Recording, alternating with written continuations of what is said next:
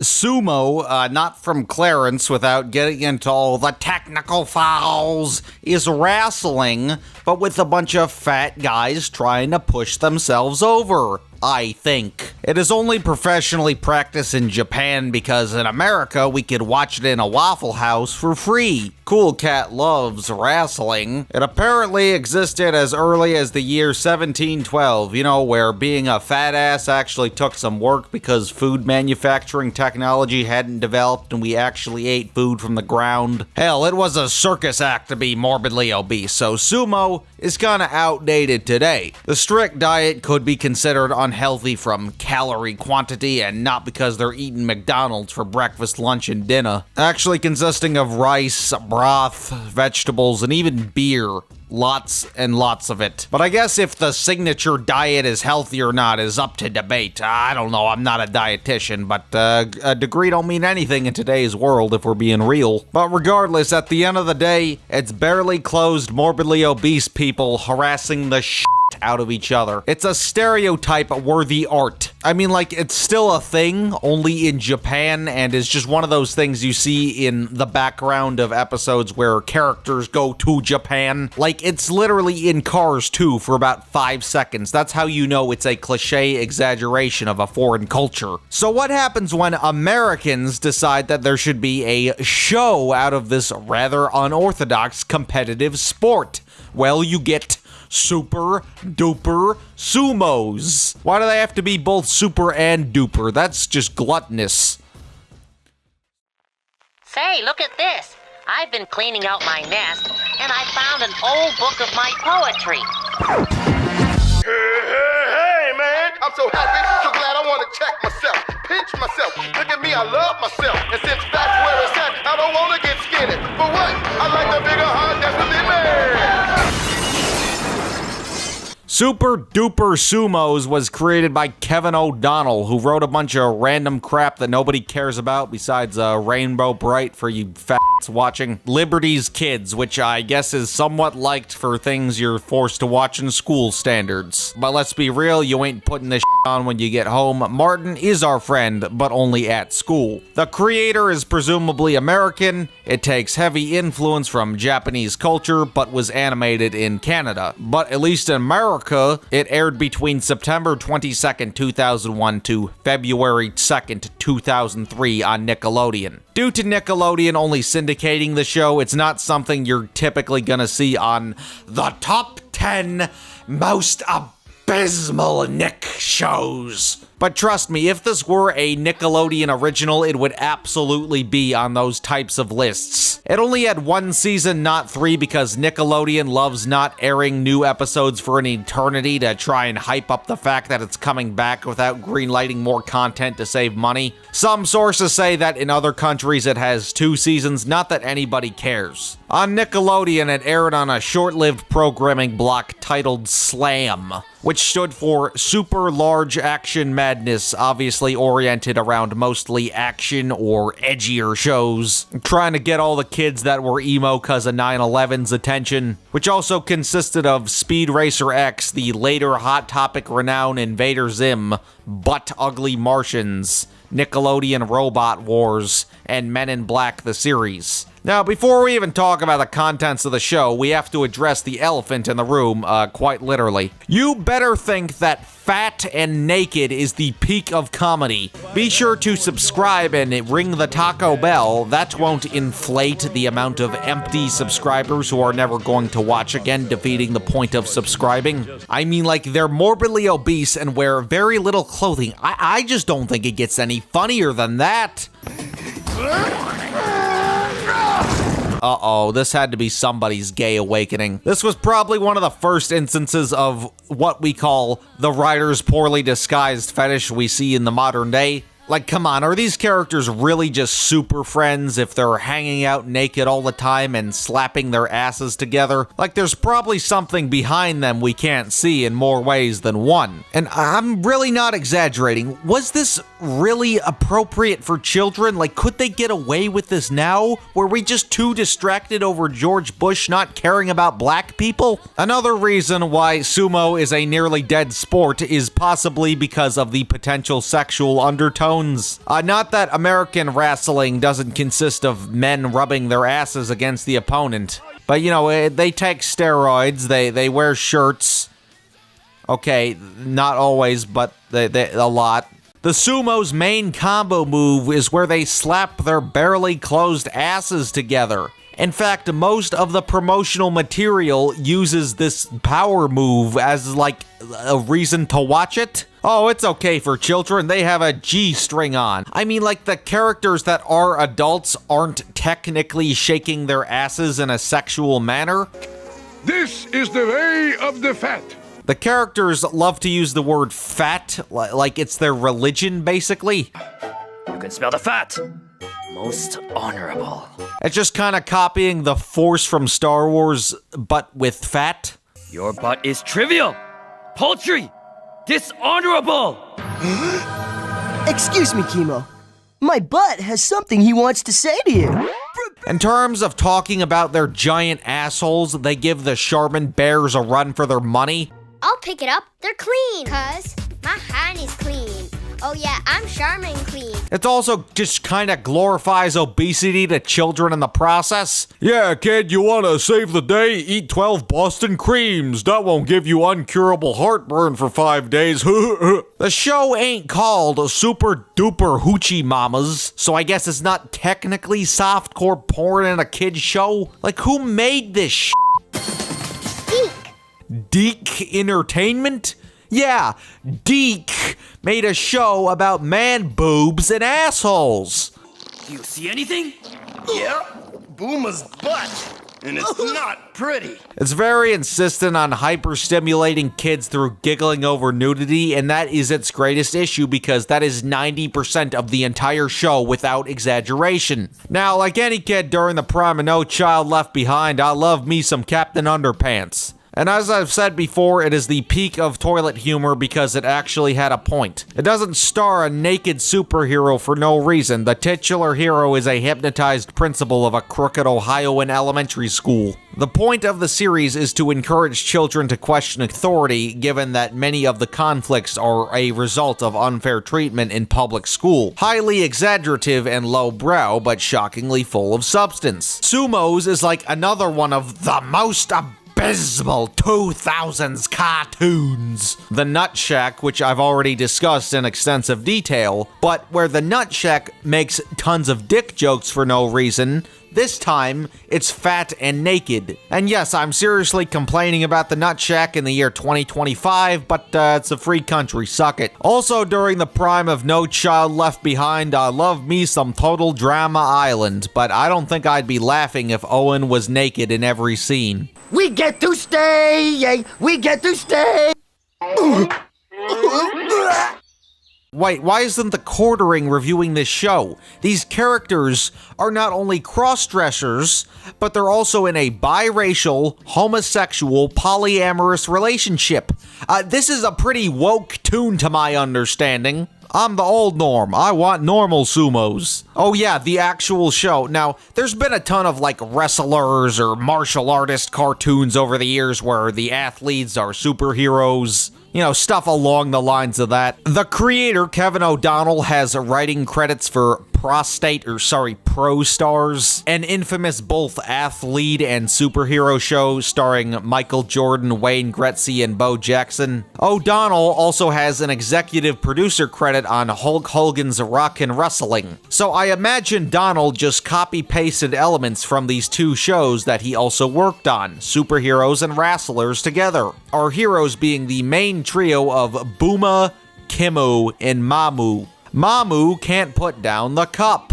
Johnny Booma isn't the real Slim Shady because he can't stand up, nor is he slim. Kimmo is like the leader, I guess. They're all fat and naked, but that's okay because it has diversity, because diversity automatically makes a show great. That's how that works. The theme song mostly consists of the phrase, which again reminds me of the Nutsack theme seemingly being an excuse to repeat the genitalia pun over and over again, and is also one of the worst theme songs I've ever heard. The Guts and Butts main chorus was also like the slogan for the show, and oh my gamut, Asian people kidnapped Judy. They also have a girl assistant character who's basically the April O'Neil of the show named Primo, and okay, that's even more questionable, like this 9-year-old is hanging out with a bunch of naked fat men? What? This is why Shrina from Detention is emo. She got molested by a bunch of fat men. A little bit of Sharina's what I like. A little bit of Sharina's what I like. And Lou Bega. A horsey, a stormy, and a fire-breathing Bo Pig. She's my Misty. She's my Misty on the TV screen. She's a knitting machine. She's my Misty. And you might ask yourself, well, Captain Underpants did the same thing. It's 2 9-year-olds running amok in the heart of the city with a naked 40-year-old. But in Captain Underpants, it doesn't come off as pedophilic because Captain Underpants is a hypnotized alter ego. He's not exactly voluntarily taking his clothes off. George and Harold caused this. Bye, Mommy. I'm gonna go hang out with a bunch of naked fat men. The team also has a sensei named Wisdom San who looks like the human version of Big Dog from Two Stupid Dogs. I originally assumed he was dead because he mainly appears in flashbacks when it's convenient for the plot. The plots are so poorly structured that they overly rely on exposition dumps to the point where there's meta jokes about the countless exposition dumps. A flashback? Great. That's just what we need right now. Can you make it snappy? You can't hurt my feelings if I'm in on the joke. This show wants to make me take an exposition dump. In terms of villains that are heartless, there's Bad Inc., a villain league. Bros think they awful be bad. Get down! A villain league of super friends with like an Egyptian lady, her iron-deficient boyfriend who has a penis tip on his head. What is that? Is that you can't tell me that isn't a dick. His name is Nick Cave, not Dick Cave. Oh, also the Sumos, but evil, because that's original. Then there's like this Count Chocula cinematic universe reject. And for a series overly relying on humor for a very young demographic, it's not like super ape shit, just out of a lack of creativity. Like you look at something like Breadwinners, which was very mean to Whitey with a lot of booty shaking jokes, but at least it's consistent with its super ADHD nature. That's part of why I found it so insulting even at 9 years old. But this, I imagine, even failed at getting children's attention in spite of the over-reliance on nudity humor. Yeah, there's some dude's ass on screen at all time, but there's no fun to be had at anything. You know, it's not flashy, they're not singing, they're not screaming, there's no random stock images, you know, all the typical ADHD shit for bad cartoons. For something clearly also trying to be a superhero show, it hardly has enough elements. Like, I know sumo isn't the most energetic wrestling method, but it's a cartoon overly relying on toilet humor. Take a creative liberty for ass-slapping adventures. It also has transformation sequences, which were common in anime back in the day, where all the characters get prepared through a montage where they float around and is reused in each episode. Sailor Moon might be the most known utilizer of this animation saving tactic in Asia. 40 damn years old. Some say that's statutory, but I say it's mandatory. It does that, but it's not getting you hyped for the big brawl at all. And I guess having everybody's man boobs vibrate wasn't in the budget. Like, say what you want about Teen Titans Go, but at least as a superhero comedy, it is consistently energetic, matching its comedic intention, even if it's not funny. Like, if Teen Titans Go was actually as bad 2016 cartoon reviewers were making it out to be, it would be this show. Hell, Teen Titans Go isn't worse than the 2016 Powerpuff Girls, and speaking of the Powerpuff Girls, the best way to describe sumos is that it's PPG, but It's not really a ripoff per se, but pretty much everything in this show was done better in PPG. Similar to how people call Johnny Test a Dexter's Lab ripoff. You know, it really isn't beyond the conceptual similarities of siblings in a lab going haywire, but at the end of the day, there's no reason to watch it over Dexter's Lab. Sumos was also on roughly around the same time as the PPG run from 1998 to 2005. Hell, if you really wanted a Japanese-inspired action show, the 2003 TMNT series was also out roughly at the same time, which I know is a lot of people's favorite interpretation. Similar to Powerpuff, there's a main trio of atypical superhero archetypes who fight an absurd lineup of villains of the week. The name of the setting is also a meta joke. Instead of Townsville, it's Generic City.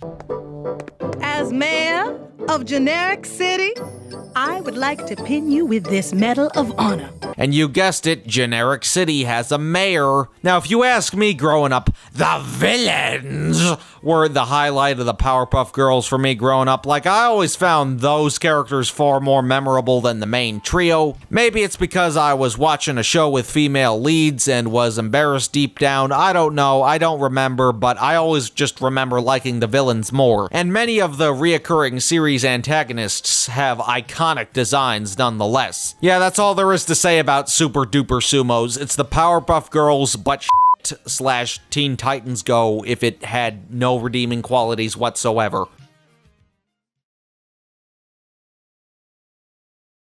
You know, I've been getting a lot of requests to review what people like to call ghetto shows. The 2000s were largely defined over George Bush not caring about black people.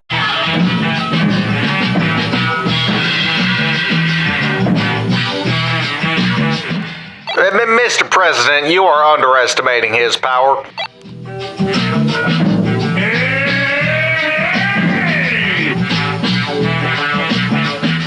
So it was up to the white man and Filipinos to revive the blaxploitation genre, one of which was Jim Jenkins, a name you might not know, but you probably recognize at least one of the shows from if you're the right age when he was active most. Jenkins was the head of now 2 defunct animation studios, Jumbo Pictures from 1990 to 2000 and Cartoon Pizza from 2001 to 2015. And I bring these studios up because he did help in one way or another on a majority of the things the studio put out, and most notably was the creator of Doug, which, like it or not, Nostalgia Critic certainly doesn't, it is one of the most important shows in Nickelodeon's history. And by the way, I am legitimately confident the only reason this show has a divisive reputation online is that Nostalgia Critic didn't like it in 2011. Because that's a credible source for film scholars. Motherfucker tricked me into thinking 8 Crazy Nights was one of the worst movies ever made. Oh my god, George Bush is starting this thing off! Douglas, he doesn't care about black people! So let's check out the top 5 worst African cartoons. Oh no, not you too! Like, all this motherfucker did was have the same name as Nostalgia Critic, and he was cool as fuck, and y'all hated him. Why does Doug Walker hate Doug so much? Is he emo? And why is it important to Nickelodeon's history? Because it premiered alongside the Ren and Stimpy show and Rugrats in 1991, cementing Nickelodeon as an animation giant, a new era with the rise of Nicktoons. Are these 3 shows the company's Mount Rushmore? No, not even the big 3, but they are absolutely the founding fathers. Without Doug's help, there quite possibly would be no SpongeBob SquarePants, at least on Nickelodeon. And although the character later moved to Disney, Doug is still closely associated with the classic 90s Nickelodeon. Not my generation of Nickelodeon, that's for goddamn sure. Patrick dance, do the Patrick dance, do the Patrick dance. Okay, another reason for its rather divisive reputation might be that the Disney years is often disliked by fans. If you've only seen Disney's Doug, it might have actually left a bad taste in your mouth for the show in general. Look, I've never binged either, I don't have an opinion there, but without getting into all the conflict that led to the shutdown of the 2 animation studios, Jenkins has a ton of creator credits, whether it be primary, secondary, or tertiary. Creator nonetheless credits beyond Doug, which includes Allegra's Window, PB&J Otter, JoJo's Circus, Stanley, and Pinky Dinky Doo. Such a shame that JoJo got gloomed and died from exposure 3 days later. Oh, get down! Pinky Dinky Doo was an alright watch for me back in the day. It's the only show of his I can actually say I'm nostalgic for. Coincidentally enough, the pilot actually got found recently. Yeah, we got the Pinky Dinky Doo pilot before GTA 6. A pretty pink pet pony. Well, I like ponies. Oh, girl, put your pants on. The 23-year-old users are gonna get a little carried away, don't you think? I'm so glad you guys are invited. This is even better than the time I grounded little brown bear. Don't call your mom horrible again. You're grounded for a month. Go to your room. One of the characters' names is P. Diddy Pony. The star of this year's show was P. Pitty Pony. Oh, yeah. P. Pitty was a famous singing and dancing pony who came sorry, P. Pitty Pony. Got mixed up there. Whoops. Oh, no, wait, he's a rapper, evident by his bling and brown fur. This show has a parody of Diddy and panty shots. No, Pinky, watch out, he's gonna give you a record deal. Pinky, no, he's gonna want to see your pink. Pinky, stop caring about black horses. Like President Garfield? Please, Nah, you sent that fat bastard after me. Death penalty. But possibly the most obscure show Jenkins ever created, because it never aired on TV, was Hoop Dogs. Say, look at this. I've been cleaning out my nest, and I found an old book of my poetry. Nothing you can say, ain't nothing you can do. We be balling you, we be balling you. Okay, well, Hoop Dogs didn't air on TV, it was direct-to-video, and you might ask, well, why? He's a TV guy. Well, it's because it has a religious bias, so it ain't going to the mainstream consumers, not helped by George Bush not caring about black people and ironically blacklisting black shows. What the f***, I'm white. You're welcome.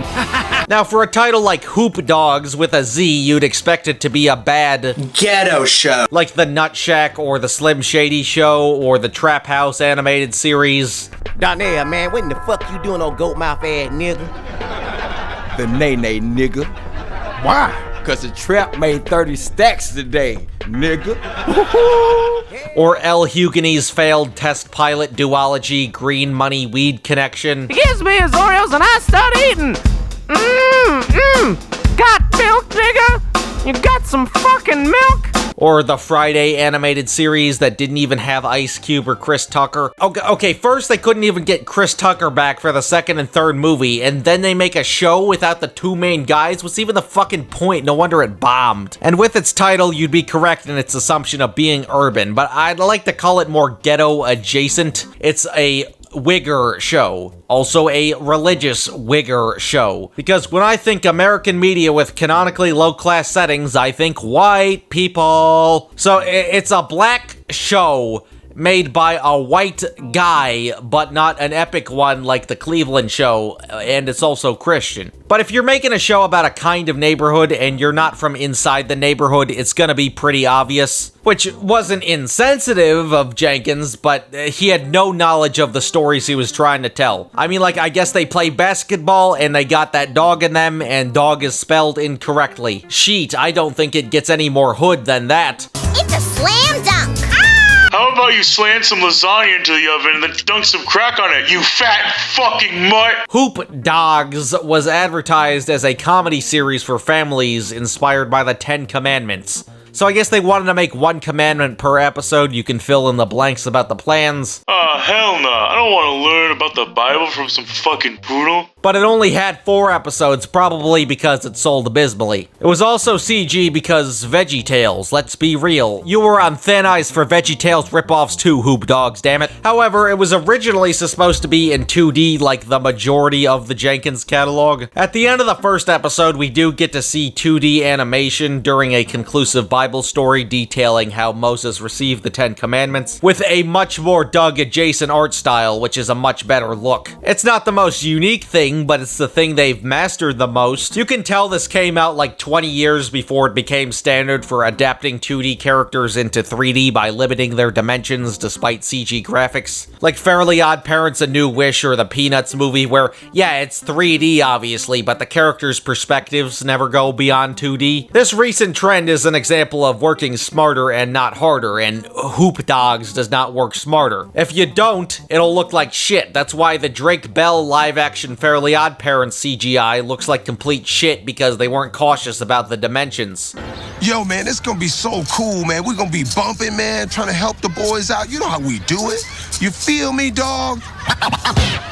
Ghetto show. And the Jimmy Timmy Power Hours, as much as that hurts to say. And I really do wish there were more diverse dog designs. You know, you can make a character out of every dog breed if you really wanted to. That could not only allow encouraging diversity, even if it doesn't star humans, but just be more visually interesting. Oh, hold up, I think it's a segregated dog neighborhood. There is a mutt basketball league and a purebred basketball league. There's some breed variation, but they're mostly just like Dachshunds and Bull Terriers and Pugs and like one sheepdog. Not enough of the puppy dog spectrum is represented here. Like, look at the epic dance party scene from the end of the live-action Marmaduke. There's so many different dogs. Look at them. They're doing the whip and the nay-nay. Oh, and hitting the quan, too. If you told me this was animated in Little Big Planet, I'd probably believe you. Wake up in the morning feeling like P. Diddy. Hey, what up, girl? So you guessed it, tons of awkward angles the characters were never designed for. As for the subject matter, it's worth noting that they didn't even go in commandment order. The first episode / special whatever, God good, idols bad, is based off the second commandment, thou shalt not make themselves an idol. The second, stealing's uncool, is based off the 8th commandment, thou shalt not steal. The third, God is number 1, is based off the first commandment, thou shalt not have other gods before me. And the 4th and final episode is so forgotten that it doesn't even have an IMDb page. And that's A Promise is a Promise, based off the 7th commandment, thou shalt not commit adultery. Wait, what do you mean, adultery? Isn't the show for 4-year-olds? What does assassination mean?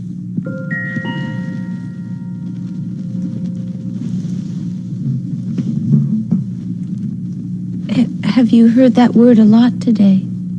Yes. Look, not that kid shows can't tackle serious issues, especially ones with social class awareness, you know, being more realistic for the neighborhood and whatnot. But does this look like it tackles serious issues? This isn't in Blame It on George videos. How could it possibly be dark? I'd really hate to see the episode about death, considering it's executed by 50-year-old rich white dudes who think they're black. Hear me on the radio, think I could not be blacker, but on my video you see I'm really a cracker. Only sticking to 10 Commandment morals specifically was also a huge creative disadvantage because it only provides 10 concepts. The Bible is a pretty long read last time I checked, and yeah, I know a lot of other biblical messages are kind of like subsidiaries of the 10 Commandments, but still, it limits the specifics, and the specifics could give you more to do to be creative and preach. Now, like I said, it's a Wigger show, so it's an old rich white dude's understanding of the hood. Contrary to Craig Barlett, the creator of Hey Arnold, a similar slice-of-life show, which, yeah, also had an urban setting and was made by a white guy, but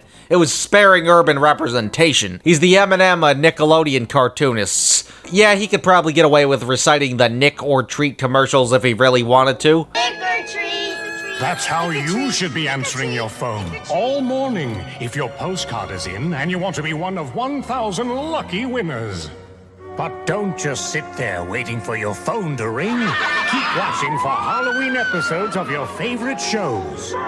It's a Nick or Treat Saturday. Yeah, say that 5 times fast. You can tell nobody on the team gave a shit about basketball in the slightest. 8 Crazy Nights has better basketball representation. Fuck you, nostalgia critic, it's peak. Now, you figured the show stars dogs because kids like dogs and not because it's set in a doggy-dog world. What the dog doing? In Hoop dogs means everything. Everything is dog-themed, just like how in the 80s Pac-Man show, everything is pack-themed. What'll it be, Mac? We'll have 2 Waka Waka burgers and a couple of packed colons. I guess Jenkins was like, oh, these African Americans George Bush doesn't seem to care about very much. Love being like, where my dog? You my dog. but it doesn't mean real dog, but we made it real dog by putting dog slang in a dog world. Yeah, never mind that humans jokingly refer to loved ones as dogs, cause like dogs are mankind's best friend, King Frederick of Persia, aka a dead dude rip. Hey, what's with your funny-looking friend? Seriously, why are there so many people in this universe that don't realize Snoopy's a dog? This dog universe does not lend itself well to utilizing human urban slang. Nobody in like Bluey is like, you my dog. None of the African Americans in the Cleveland show are like, what up my dog, to Brian, which might have actually been the fault of him dying. Rest in peace, Brian. Speaking of dogs, the main trio of the Hoop Dogs, the basketball team if you will, consists of VJ, Trina, and Wiener. Thankfully, the friends weren't named BJ and Wiener. VJ is the swaggiest swag that ever got swagger. He thinks swag is an instrument. He also lives with his mom and his fat fuck little brother.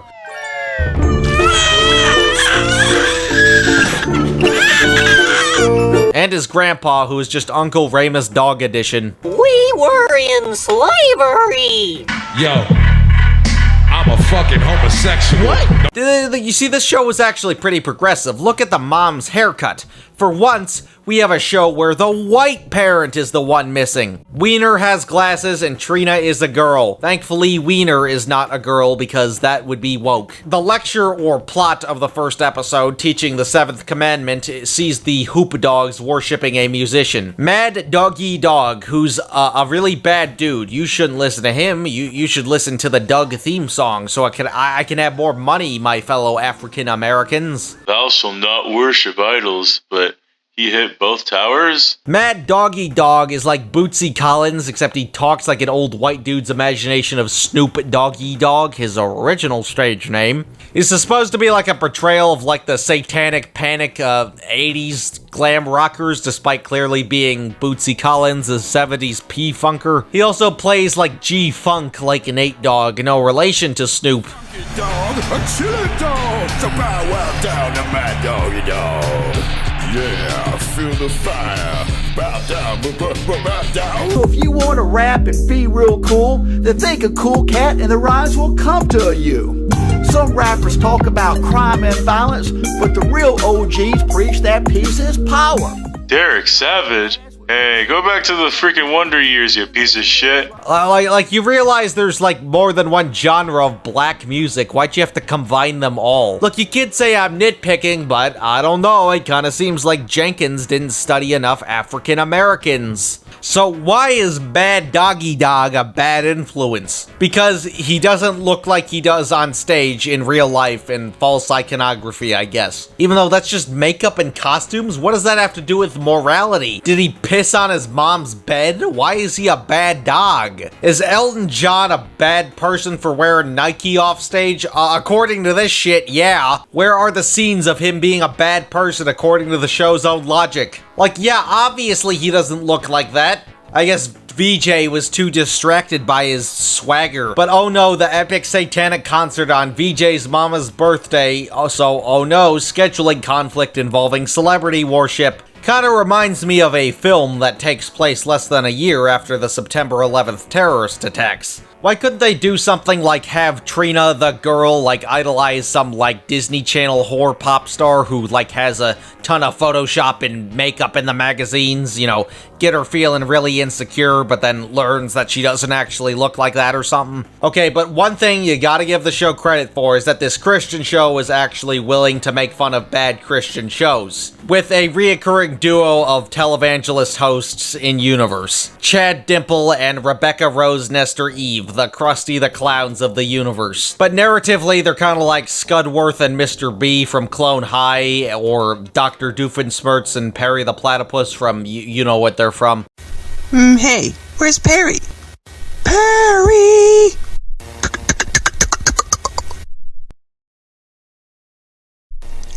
Good morning, Agent B. Dr. Doofenshmirtz has invented the upside-down gravity-nator, and you must stop it before it's too late. That's Agent So their standard inclusions don't really come off as filler, even though the show is supposed to be about wiener dogs that dunk on suckers, am I right, Negroes? Hell, there's even a plot line where Chad and Rebecca are replaced by a shitty Bug Juice reboot of their show, and it actually does a good job of making fun of Bug Juice Christian shows where it just treats the kids like idiots, where, you know, they're being flashy with biblical buzzwords to not be disapproving from parents, but still get kids' attention. Even if the show isn't exceptional, the brief elements of satire aren't poorly incorporated. Hell, there's even a nightmare sequence where it turns into what you'd expect a show of this nature to be. Well, since we can't play basketball, what do you want to do? I don't know. What do you want to do? Hey, I know. Let's go sin. Yeah, I like sin. Did you hear that, Rebecca? A trap I can say it at least didn't fall into. Although I have to say the show would be way more interesting if every scene was like this. The black female Timmy Turner. Reboot's bad isn't an original joke in the slightest, but you know, it's not something you'd expect from a religious preschool show nonetheless. Hell, in the first episode, Chad and Rebecca are teaching the immorality of celebrity worship while simultaneously glorifying themselves through comically expensive merchandise. So surprisingly, they were willing to have flawed Christians in universe, which, you know, is very rare for a religious show to portray everything multidimensionally. You know, everything's gotta be squeaky and perfect. Thankfully here, the team didn't jump to conclusions that kids are gonna think God is bad now because the stupid characters also believe in God. The actual hip-hop sound design and rapping from the voice actors is atrocious. If it ain't yours, don't be taken, cause you don't want to end up like old Aiken. They caught him, they rocked him, they put him on ice, cause if you do the crime, you got to pay the price. So play the game straight right from the tip off. You don't need nothing, bet you got a rip off. So wave your hands, throw them up in the zone. Just make sure that the hand that you wave is your own. Does this even legally qualify as rhythm and poetry? Remind you, cause I really don't want to find it disobeying what God said. So here's a statue of my head. My beats are sick. My crew is big and it keeps getting bigger. That's cause Jesus Christ is my... You know, isn't rap kind of well known for like its cultish following fan bases? Whether it be producers or rappers, you know, when people are like underground legend, you know, they're usually referring to rappers and producers. Although that terminology can apply to any form of art, you know, it's just a funny word for cult figures. Like they couldn't just get some cult classic hip hop producer on the show. He's a cult figure, not a mainstream. He can't be that expensive. It's so fake, it's so pasty. I don't think there's a single thing that highlights that it was made by old white dudes better. Selfies, skinny jeans, L-O. Yeah, they might add the peripherals to be hippin' and hoppin' and bippin' and boppin', but I don't think they knew how to use these sounds pleasantly in compositions. The Nut Shack had an awful Dr. Dre inspired soundtrack, but at least it was actual hip-hop. Cause I'm Slim Shady, yes, I'm the real Shady, and look at Kim Shady, she just got degraded by some bird shit. Yes, bird shit, she ate it with her lips beyond. There's also gospel music included, so the genre variety is commendable, but I don't know why they just didn't combine the two genres like Kirk Franklin and the Family. What's wrong with a preacher flowing? I thought this was a ghetto show. I'm David. I'm Jim. All of us at Cartoon Pizza would like to say welcome. Jim! Sorry. We know you have a choice in what you watch on your TV, so thank you for choosing Hoop Dogs. In the last two episodes, there were like these prologues and other interstitial bits with the creators presented adjacent to Jib Jab. It feels like they just saw what was popular on the internet because this also came out in the prime of Jib Jab. I'm an intellectual, you're a stupid dumbass. I'm a Purple Heart winner, and yes, it's true, I won it thrice. And not long after Angela Anaconda, undeniably the worst utilizer of this trend of the era,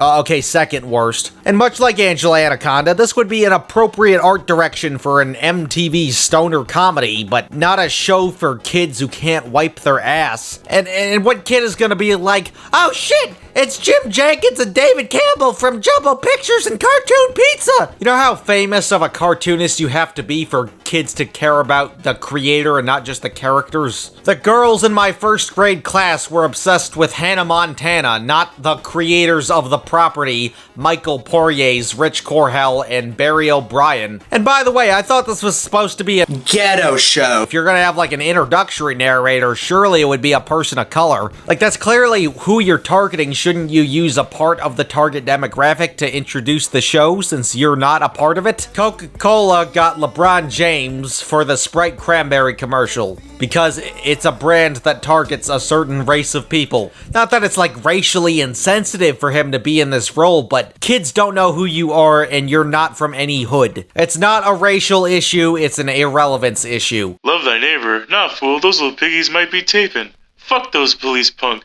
Can you believe they put Squidward in the slammer after the security system took control of his house, even though SpongeBob and Patrick were in it the whole fucking time, and we're fucking responsible for everything? God, fuck this country. It's so obvious that the show had no low-class experiences to retell in this animated universe despite trying to do something kinda unorthodox for a preschool cartoon. You know, we're far past the 70s where Sesame Street was like gunmetal gray and shit brown and puke green. And you know, everything's like green screen and plastic. You know, we could have brought back social class and cautiousness in real-world settings while educating. Completely wasted potential here. You know, it's a preschool show. I'm not saying there should be plot lines about VJ fighting some kid with Down syndrome in a dollar store, but still. Like, come on, man. You couldn't take a field trip to East Cleveland and scoop up some punk who can hardly spray paint and... That would have made a better show. That would be worth risking getting shot over a street name you never heard of. But where are the hard times where the characters turn to God? Oh wait, there aren't any because the creator has never gotten a utility shut off in his entire life. Like, could you at least wear a jersey and not a Hawaiian shirt in your stupid ass jib jab segments? You look like you shop at Big Box Mart, not hustle on the street. Bro, just put juicy handbag from Burlington Coat Factory.jpg in the bottom corner. But if you think that's bad, check out this promotional piece for the studio utilizing the same format roughly. Pepperoni pizza! I'm sorry, sir. This isn't a real pizza. Can I finish? We make cartoons with bacon here. on it, not those little bacon bits or that Canadian stuff. Sir. Look, I wasn't alive for Angela Anaconda's premiere. I found out about the show when I was like 11, when it was kind of making a hate bandwagon resurgence in the mid-2010s. I was fucking disturbed. Speaking of dark, how do they handle the adultery amendment? Well, it's simplified to just betrayal, which, you know, can extend to betraying your honey in the bedroom. Everything I'm about to do to you, baby, I learned at SeaWorld. You learned at SeaWorld? Yeah. What the kind of line is that? You learned it at SeaWorld. Well, let me tell you something. I ain't no cheap asshole. Trina starts playing for a basketball team that doesn't blow ass at every game like the Harlem Globetrotters. If only LeBron James didn't ditch the Cavs and crash the Cleveland economy. And yeah, it's not a bad simplification of the concept, but why simplify it? Like, why can't we have a divorce episode? It's trying to do something serious with an emphasis on an urban setting that it fails at, but it tries. Hoopsdog says, what would Jesus do? I say, what would Bush do after a jar of whiskey?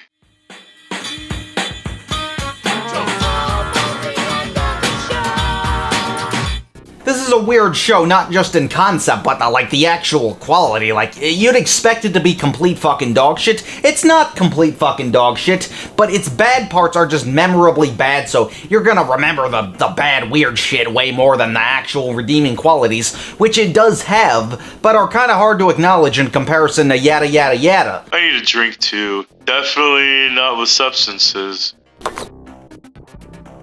What's in this shit? Want a Sprite cranberry? Oh shit, it's Bill Cosby!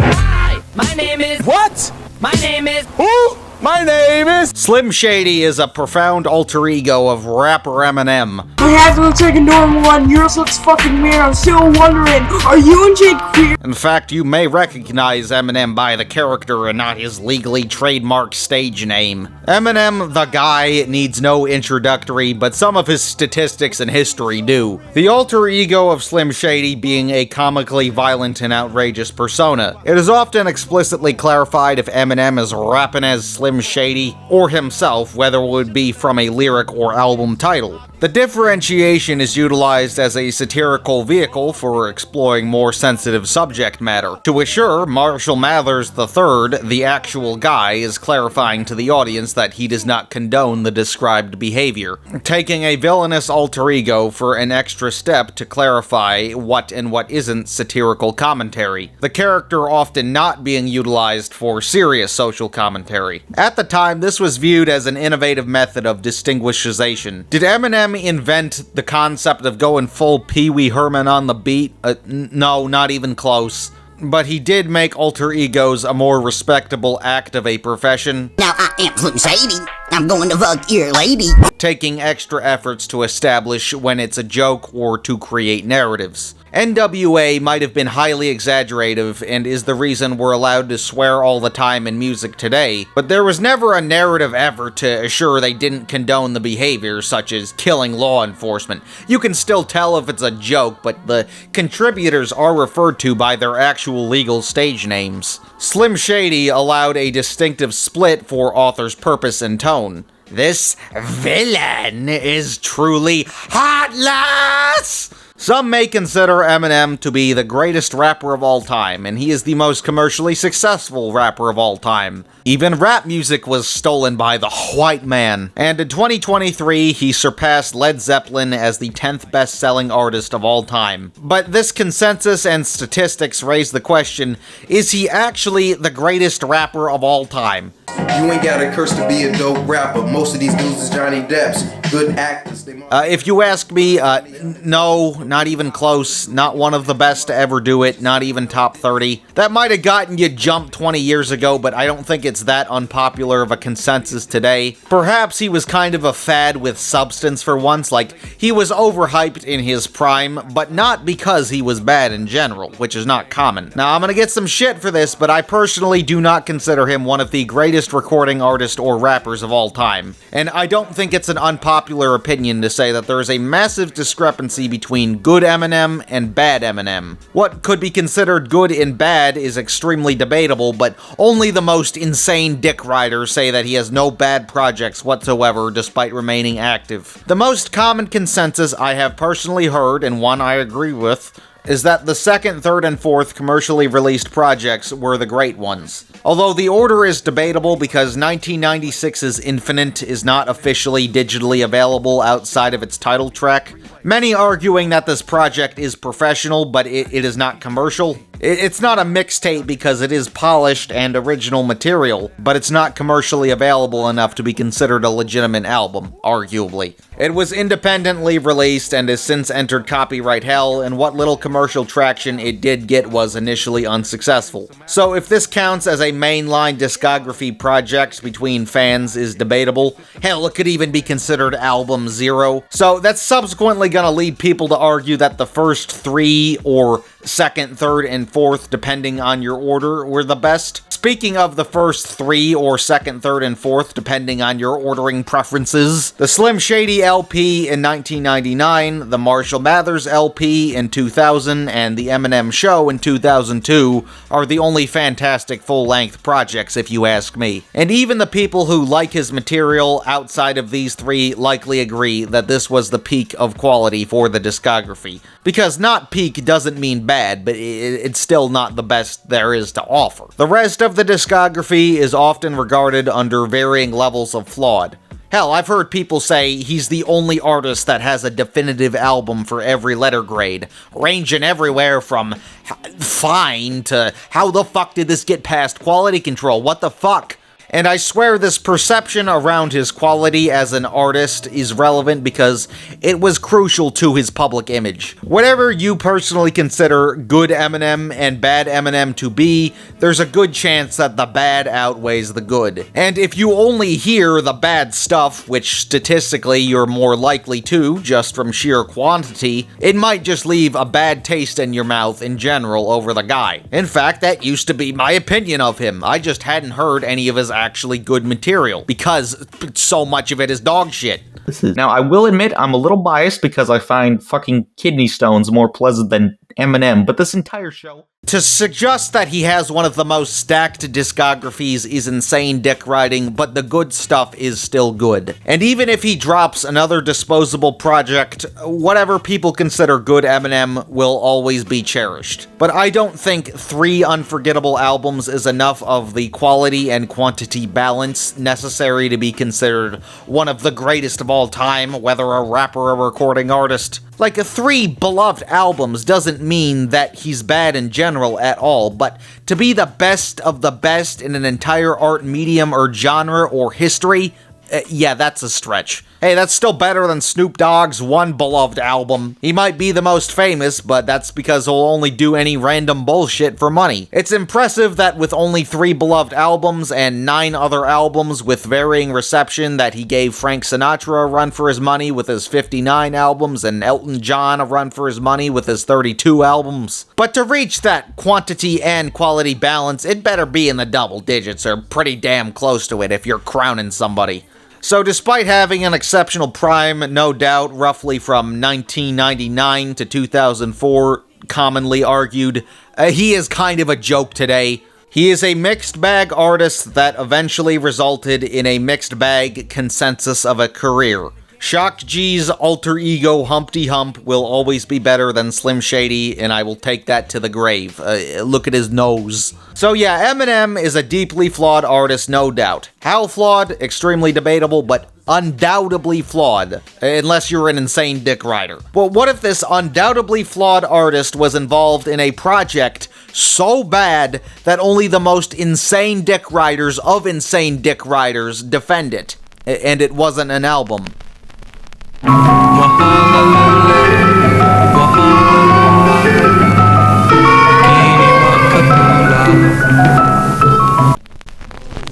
look at this. I've been cleaning out my nest, and I found an old book of my poetry. I'm Slim Shady, yes, I'm the real Shady, and look at Kim Shady, she just got degraded by some bird shit.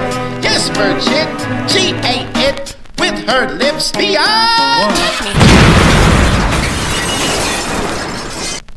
Well, you get the 2000 animated web series The Slim Shady Show, not to be confused with the 2002 album of The Eminem Show. The gimmick of the album being that the songs are presented as a public spectacle like a TV show, but on an audio medium of a rap album.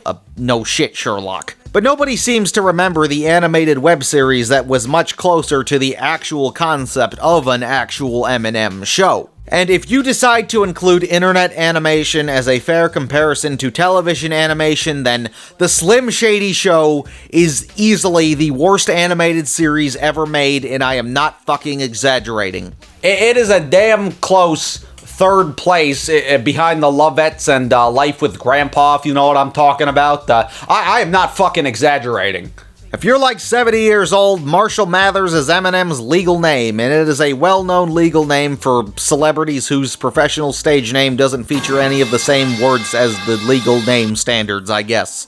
The legal name of Marshall Mathers is often referenced in his music when attempting to be more introspective and not going full Pee Wee Herman on the beat, regardless of what the commercial stage name says. And yes, I know the Eminem references the MNM initials while also trying to hold an unorthodox spelling to avoid a legal complication and general confusion with the candy owned by Mars the Candy Company, not the planet or sailor. 5 stars, Linkara approved. It is worth noting that a childhood ambition of Marshall Mathers was specializing in comic book visual arts, even if he pursued the recording arts as an adult. meaning that Mathers had a contextually unorthodox influence of comic book visuals. He didn't necessarily commit to it regularly, combining the two like MF Doom or its inferior ripoff he collaborated with Czarface. But throughout Eminem's catalog, there's plenty of inconsequential comic book references. But enough of his unprofessional illustrating work has surfaced over the years, and he no doubt took the Jack Kirby art replication process very seriously. Apparently, childhood favorites included Spider-Man and the Punisher.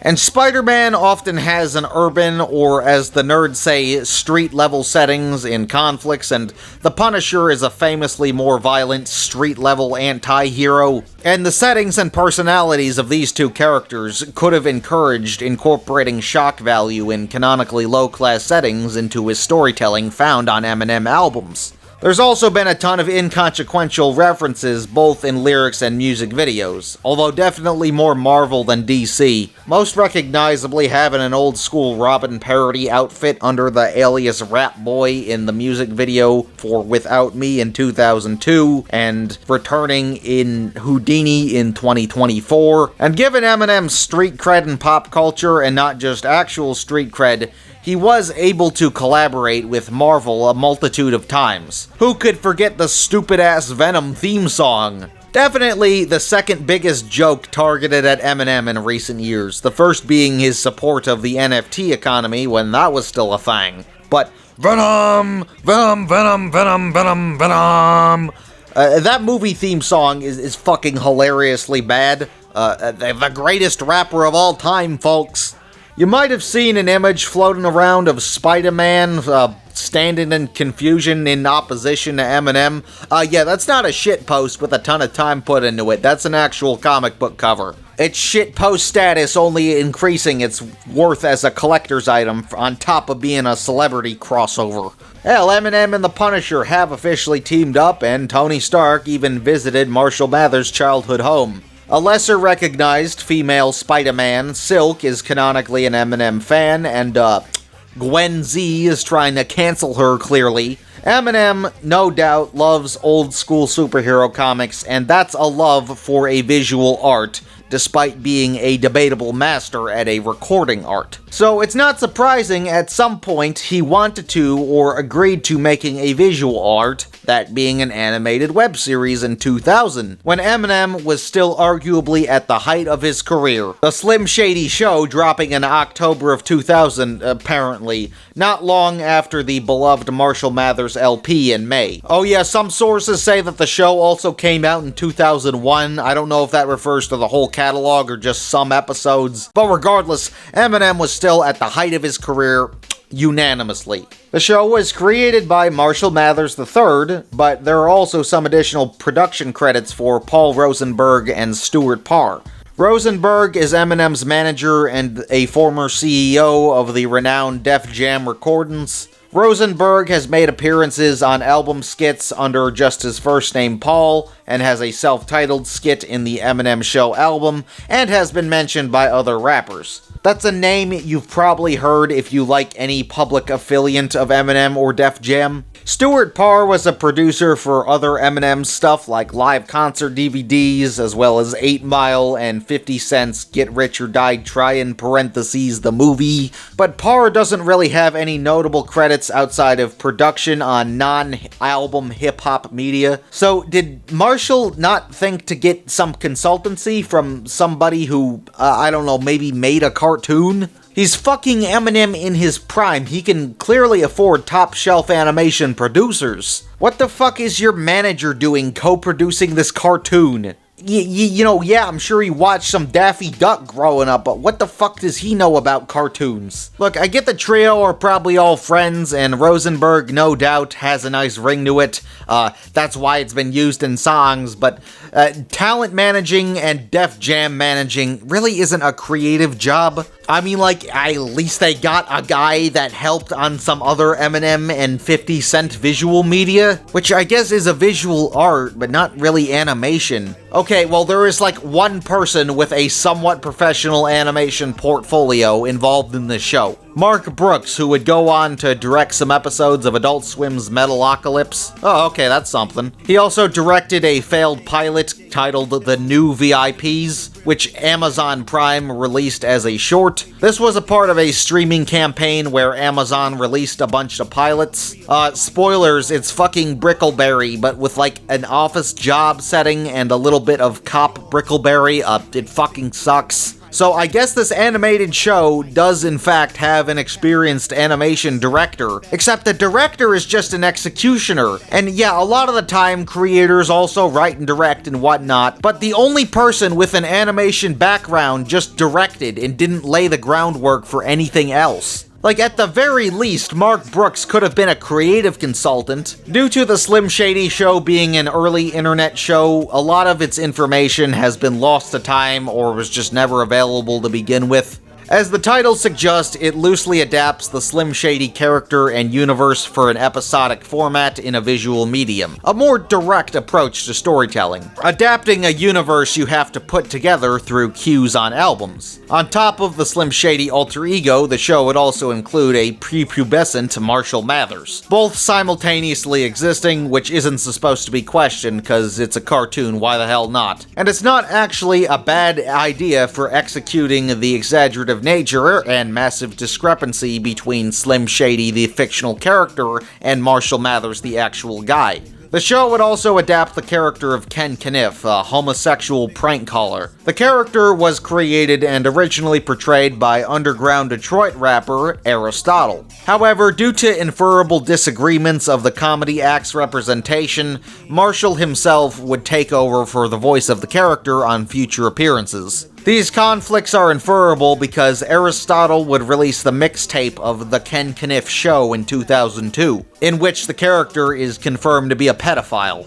The project obviously parodying 2002's The Eminem Show, the most recent project at the time. Many of Aristotle's projects are considered lost to media from its lack of commercial releases, with minimal copies being printed. Some have yet to been digitized by an owner, and minimally produced media not available online is commonly hoarded by collectors or possessed by those unaware of its lack of digitalization or rarity. So I'm gonna assume Aristotle was only selling like underground tapes at swap meets. But this Eminem diss album hasn't been lost to time, and Aristotle is no doubt immortalized by his connections to a much more beloved figure. And obviously it is unknown if Aristotle ever saw the portrayal of Ken Kniff in the Slim Shady show.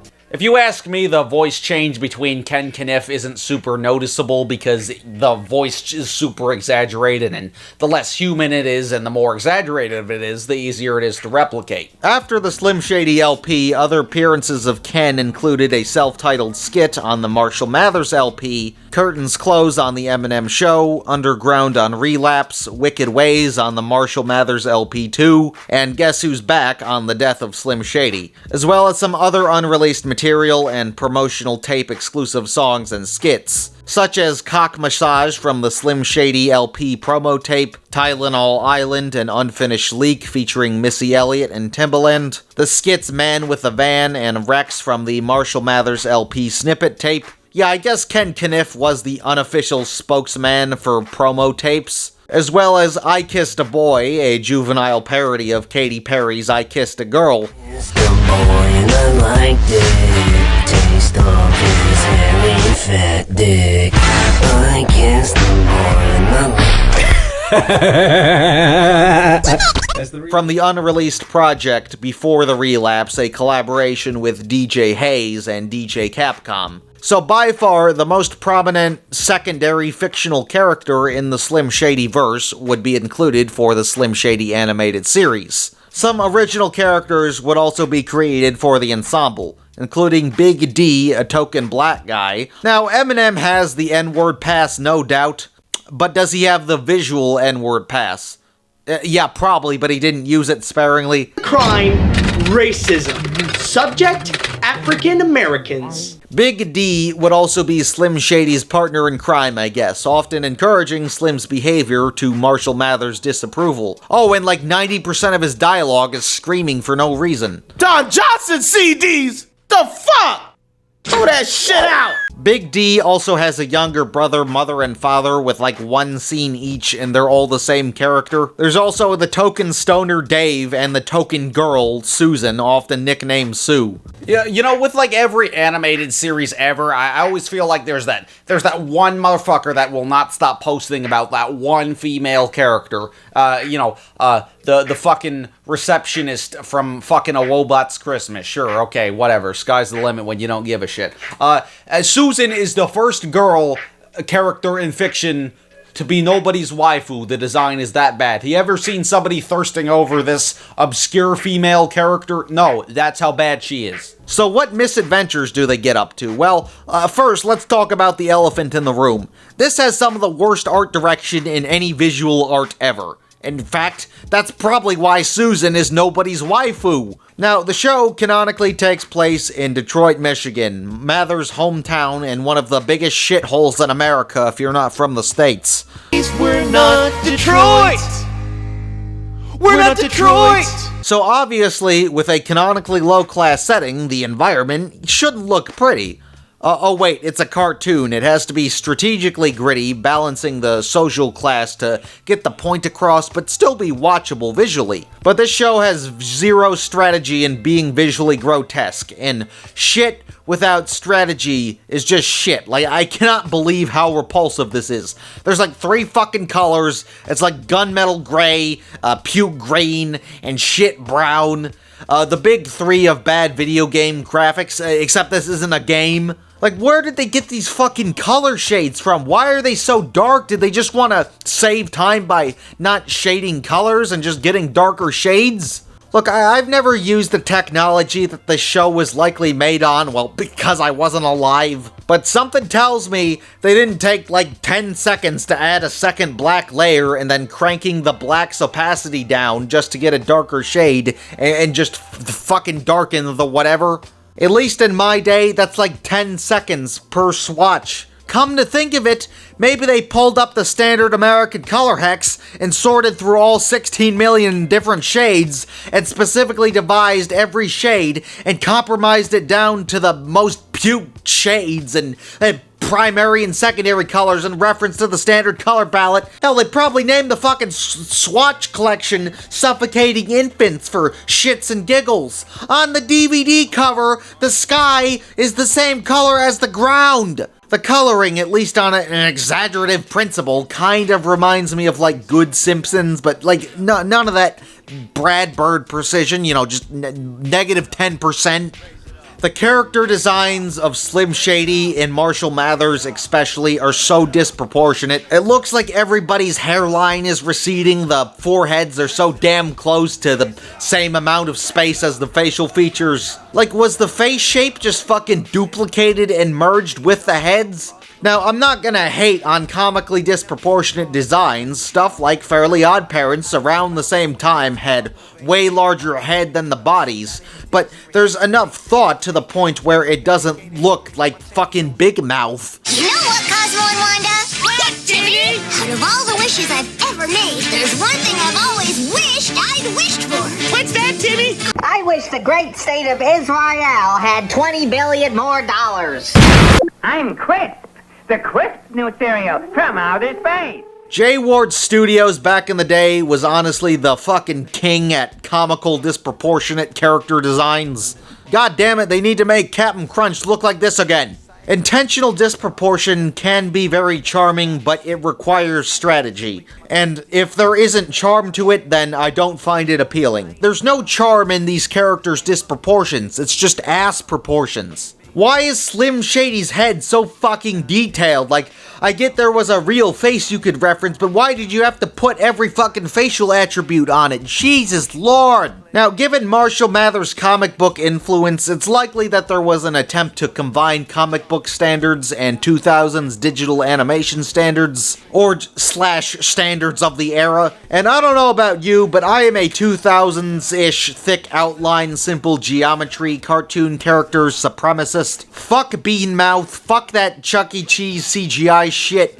Fuck those 80s cartoons where the human characters aren't cartoonish at all. I do love the charmingly disproportionate shit of the 60s and 70s, second place, but still fuck them. Old school Hanna-Barbera has some fantastic simplistic designs, but they can get very repetitive in the grand scheme of things, so fuck them, third place. Simple shape, thick outline circa Y2K was the best industry standard of an era for televised animation. What the fuck, Jamie Hewlett? I thought they were supposed to be cartoon characters. In terms of appreciable simplicity and anatomical diversity, 2000s-ish digital animation was the peak. And I bring this up because doing something adjacent to this is what the Slim Shady Show was trying to do, because it came out in 2000, of course. Which is a fine intention to get with the time, but I don't think Eminem wanted it to look like it was like 20 years old in 2000. Like Robot Jones having like 70s animation in 99 for some reason. Geez, whatever happened to that guy? In that case, it's a good thing. You don't have to get with the times to create an appealing art style. But if you don't put effort into getting with the times, then it looks like this. Look, I don't think Marshall Mathers grew up with the peak of televised animation standards because that's how calendars work. But despite Marshall Mathers' illustration background, it's unknown how much of a role he had in developing this show's art direction. But regardless, he, a formal amateur visual artist, had to have approved of this art direction at some point. I get it, Marvel Comics was an intended hustle of his and not the Powerpuff Girls, well, because that didn't exist yet. But how did he ever approve of this? Like, did he not just fucking care? Does he have better things to do? Yeah, actually, probably. He's gotta go record the Venom theme song at noon. Venom, Venom, Venom, Venom, Venom, Venom. Gravity Falls, and guess what? You fell. If I can say that you got kidnapped, I can't even. Okay, actually, the much more beloved rap drama 8 Mile starring Eminem released in 2002, but had allegedly been in production since 2000. So maybe on Mathers' non-solo studio album production schedule, he was just way more focused on 8 Mile, and it shows. Alright, now let's get to the real rhymes. Yeah. Yo, my name is Garfield, and I'm number one. I have a really cool movie, and it's really fun. I like doing crack, cocaine, and bitches, and when I see crack, I get off my britches. Hey you're a fool. I never really had to attend school because of the fact that I'm a real fat cat, and you know where it's at because I'm like, aw snap, that's right, it's me, Garfield bitch. Everybody knows that I get the stitch, but not like that stupid fucker from that Disney film. Every time I see that bitch, I'll kill him with the krill. I mean like actual krill. I throw krill at Stitch and he fucking dies. Hold on a second, I need to get some more of the... And again, the Marshall Mathers LP was fairly new when this show apparently released. And it is a cartoon. Cartoons inevitably require outsourcing, so who says that Eminem just couldn't pop in and out of the booth whenever absolutely necessary? The art direction is an incredibly poorly compromised combination of 2000s Cartoon Network and Jack Kirby. These look like fucking monsters from Courage the Cowardly Dog. The only real comic book thing about the detail is the designs, which don't mesh well with the Cartoon Network backgrounds. Except it's not even like a good Cartoon Network, it's just a bunch of fucking scribble-scrabble. And I know that's the point, it's Detroit, it should look like shit, but this is not pleasant dog shit. How is this a love letter to Detroit? It's the visual equivalent of being blackout drunk. At that point, intoxication isn't hilarious. Again, part of me thinks they took a bunch of lighting shortcuts with the ambition of ill-lit scenarios. The movement is incredibly janky and limited. It was likely attempting to replicate early South Park's minimal movement. South Park's 2 precursor shorts and the official series pilot were animated with construction paper, but everything after was digitally animated. Seasons 1 through 4 being used on Power Animator. During Season 5 in 2001, the crew switched to Autodesk Maya. The choppy movements in the Maya era being a lot more fluid. Like, look at the way that the heads bounce in, like, the Maya era. It happens, like, every couple microseconds as opposed to, like, every full second. Slim Shady was clearly attempting to replicate the janky movements of South Park's Power Animator animation. Damn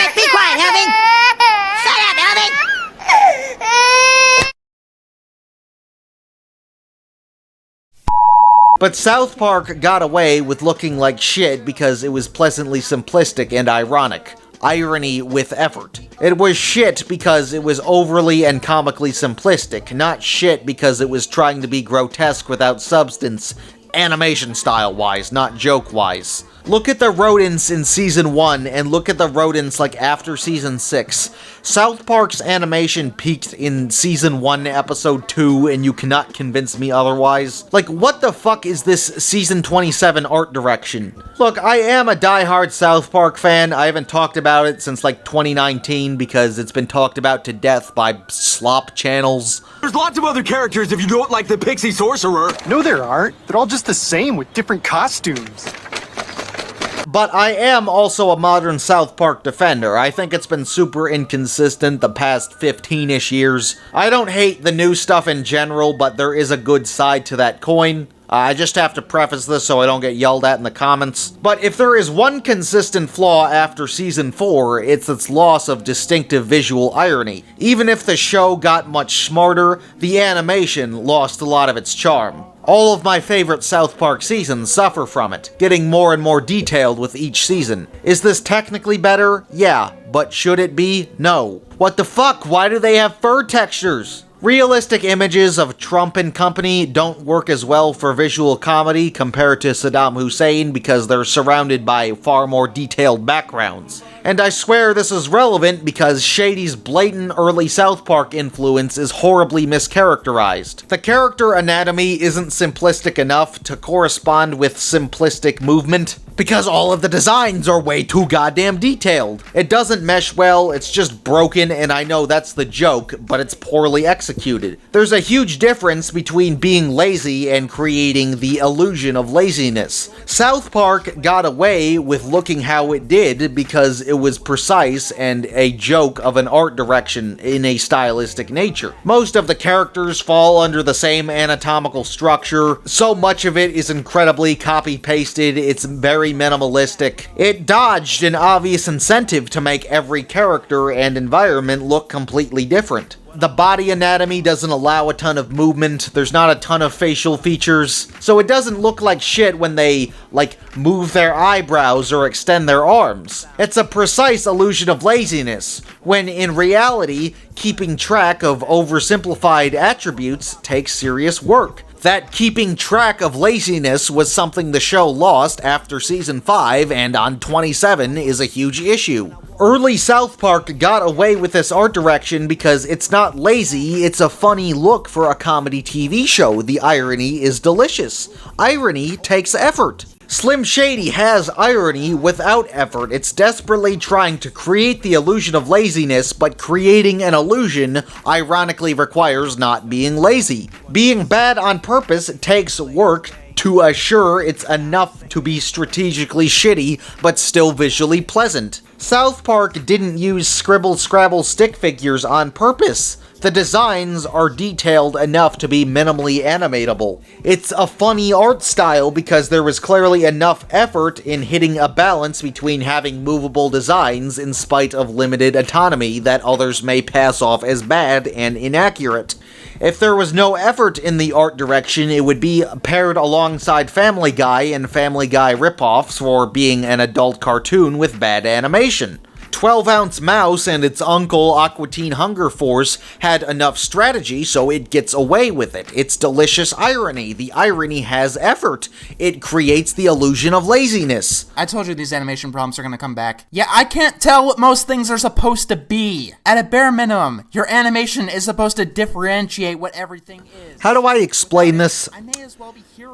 That's the fucking joke, retard! Tim and Eric Awesome Show has enough work to get the point that it's a comedy across and have enough inserts of bad green screen. That's strategy. The Sifl and Ollie Show has enough minimalism in puppetry to get the point across. That's effort. Precious Roy, making lots of suckers out of girls and boys.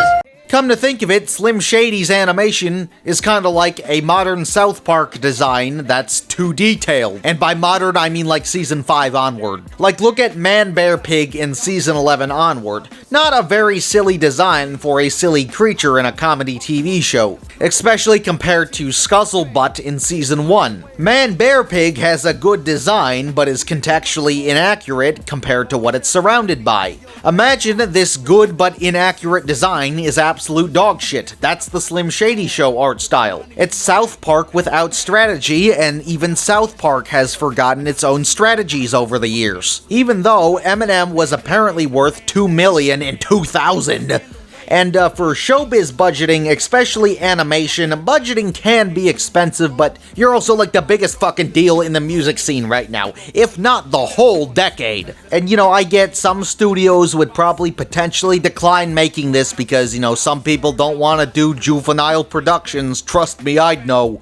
But if no actual studio was willing to greenlight an Eminem cartoon, then come on, man, you couldn't just pay out of your own pocket for better animation or people that had distinct visions for irony. You probably make more in a day than most people have ever seen in their entire life. I get that there's a canonically low-class setting, but it cheaped out on ink for the love letter. This is not a few charming crooked teeth, it's fucking Mountain Dew mouth. So this is Eminem's cartoon. Surely a rapper would perform a theme song to a show about a rapper, right? Slim Shady. Slim Shady. No, the theme song is just repeating the name Slim Shady. This is hardly a fucking song, it's not even a rap. And by the way, most of the soundtrack is just a fucking 6-second record scratching loop.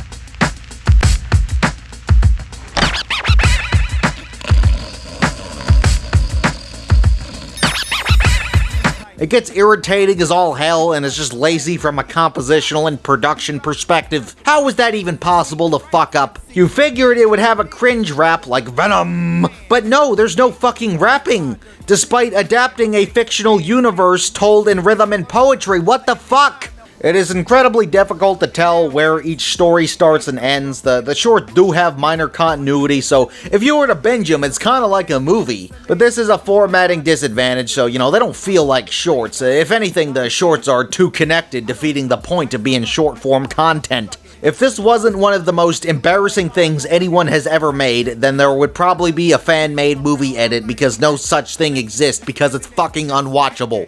There's supercuts, but that's a compilation and not a contextual re-edit. The entire show with DVD bonus features is about an hour and 6 minutes, and yes, that show got a DVD release and some faithfully disgusting merchandise. So let's see what the storylines have to offer.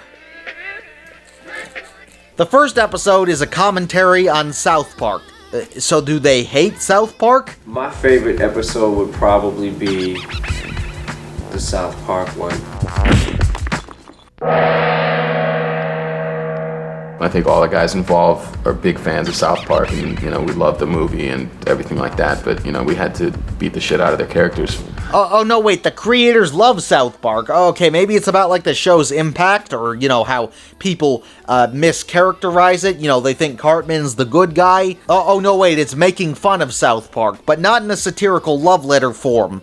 There's a difference between a loving jab and then just shitting all over it. Contrary to what soulless South Park video essays uploaded like the night after the episode airs would tell you, South Park is far from a perfect show if you ask me, and I don't think seasons 1 through 4 have aged particularly well besides the animation. Like, they're funny, no doubt, but they're not really smart. Like, yeah, everybody remembers Respect My Authority, like, that's classic, but whose favorite episode is Season 2, Episode 4, Chicken Lover? Nobody's, because Season 2 is easily the worst season from what I can remember. It's been like 10 years, take all my South Park opinions with a grain of salt. I do love Seasons 5 through 14 and the movie, though. And like I said, everything after 2010 has been super inconsistent in quality. It's a complete coin flip, but there's a bright side of the show that keeps me watching all these seasons later. So maybe Slim Shady actually has something to say about the decline of South Park. That could be a loving critique. Oh no wait, this came out in 2000, the same year as season 4, which is funny, but not necessarily good the last time I watched it. But Slim Shady is just making fun of South Park for no reason, despite the fact that the creators love South Park. In season 10 of South Park, there was a duology named Cartoon Wars, which largely targeted Family Guy with allegorical criticisms of the show's writing, which actually makes very strong criticisms about the show's formatting. So yeah, I agree with South Park. Family Guy fucking sucks for the most part, and I won't sugarcoat it. So as someone who has a very mixed opinion on South Park that comes from a place of caring, Slim Shady's commentary on South Park is nothing like South Park's commentary on Family Guy, which I think is a great model for being an animated series dissing your own genre. Oh, hold on, South Park has also commented on The Simpsons before, which was mainly at the expense of Fox running it to the ground, and not really targeted at the show. So that's a loving jab. It comes from a place of caring, encouraging Fox to end the show, because at that point it had like 13 seasons, and what show needs 13 seasons? So I don't know, instead of maybe pointing out flaws with a not perfect show, especially at a time before season 5, what does Slim Shady have to say about South Park? Well, they don't say anything, they just do some things, including murdering Officer Bar Brady, drugging the protagonist, Marshall fucks Wendy, even though they're children, Kyle rubs his dick on a vinyl record, Chef fucks Leanne, even though that already happens. How's that a joke? A laxative-drugged Cartman takes a shit on Marshall and Wendy as they're fucking. And by the way, they got Wendy's design wrong too. She doesn't have a skirt and she's missing the signature beret. You could tell this wasn't a copyright thing. The rest of the designs are accurate, besides the color of Cartman's house, if we really want to nitpick. Oh, by the way, they stretched the child porn out for as long as possible. I'm gonna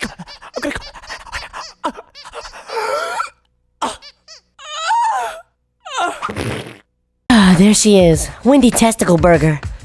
Look at those long legs, those curves.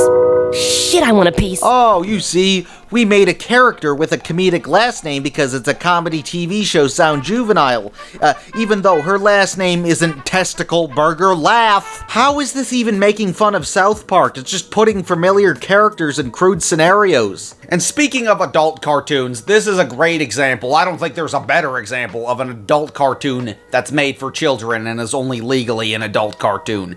Anyone over the age of 15 would find this juvenile and insulting. Like, if you actually like this show, you probably shouldn't be legally allowed to vote, you fucking pedophile. The South Park parody is no different than Shady's satirialization of celebrities. Man, you two suck. Your movies suck, and we all know you shouldn't be movie stars. No talent, punks. Where's the follow-up script, huh? Produce this, ass fuck. The majority of the time, there's zero substantiation and mockery, like they'll just say a stupid thing and then they get beat up by Slim Shady and Big D. You know what? I saw you in that movie The Beach, biatch, and you suck too, motherfucker. Your acting sucks, and you look like a Titanic bitch.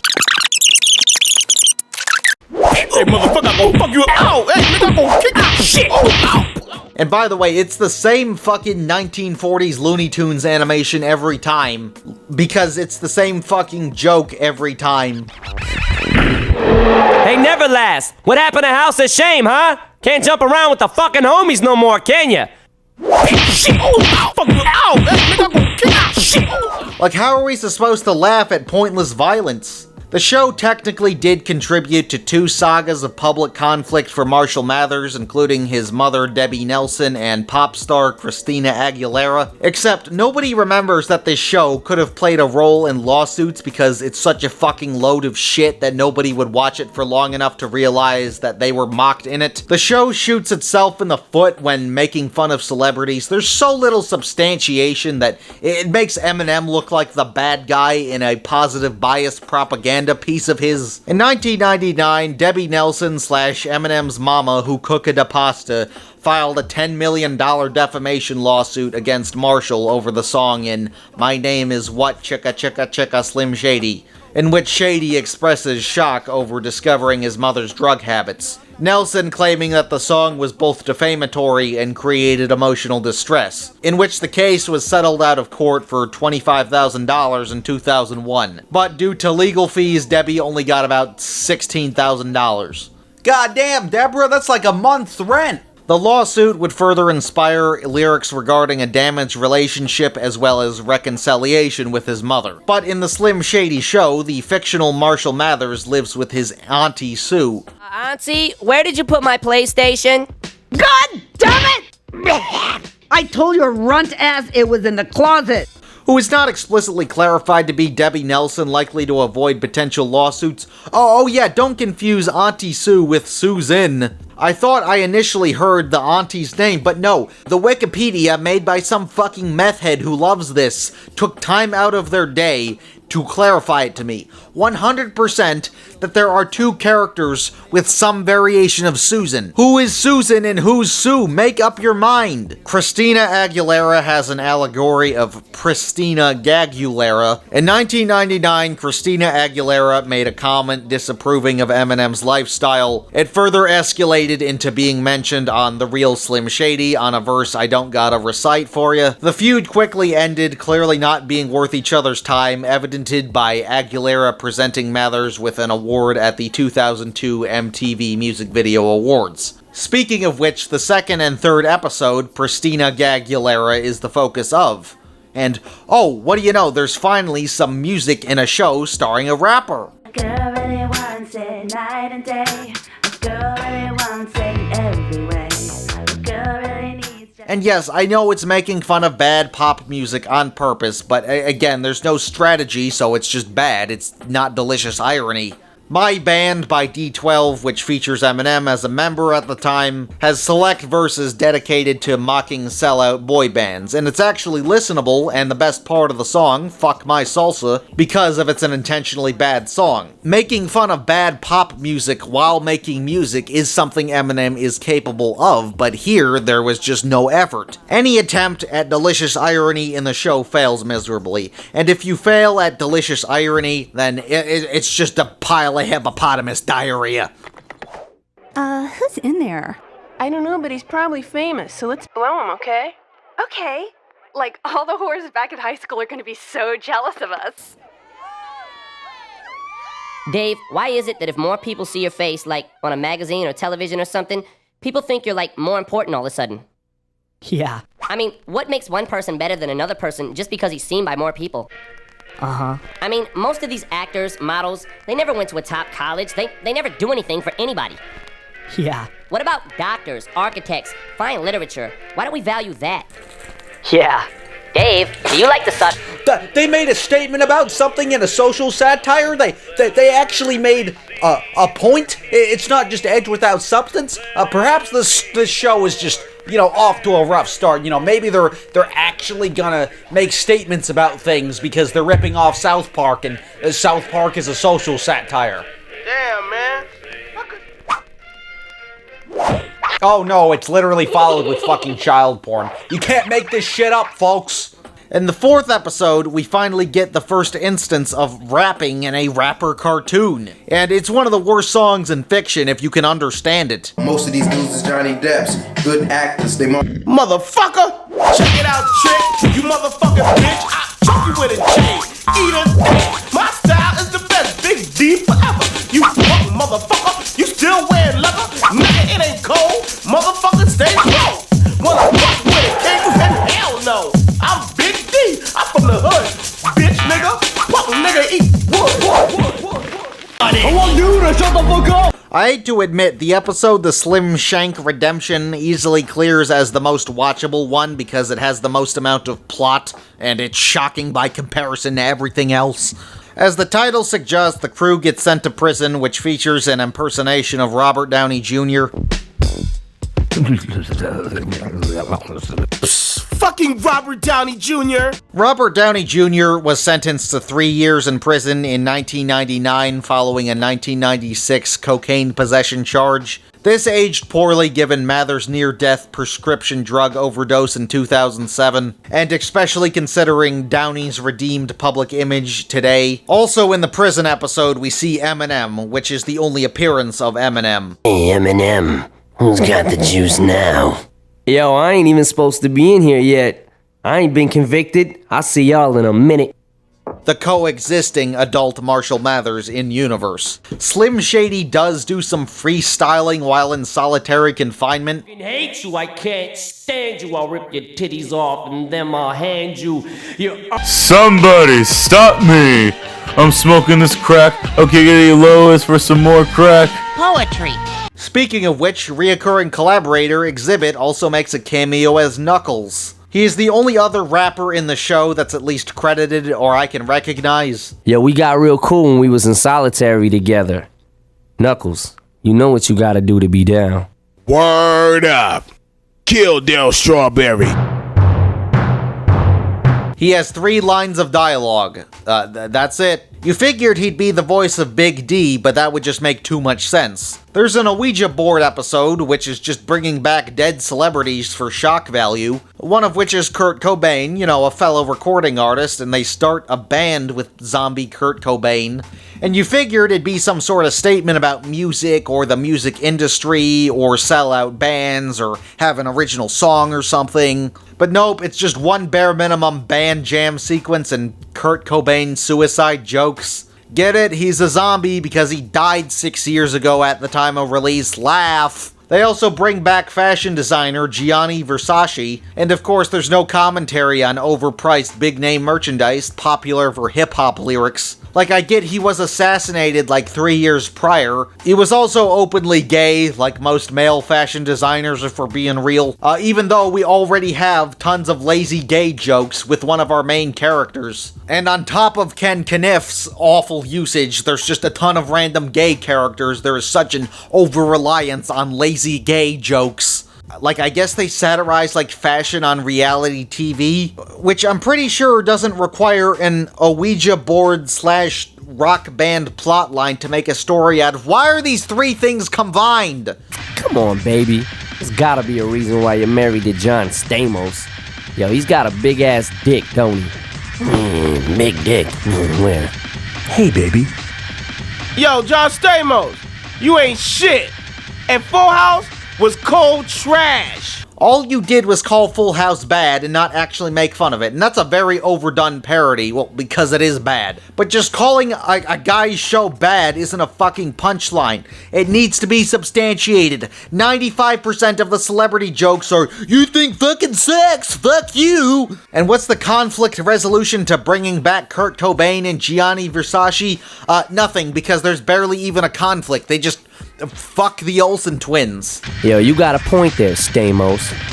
Yo, you think you can hook me up with those twins? You know, them little girls? Yo, they look bad as fuck nowadays. Of course I can. They're total whores.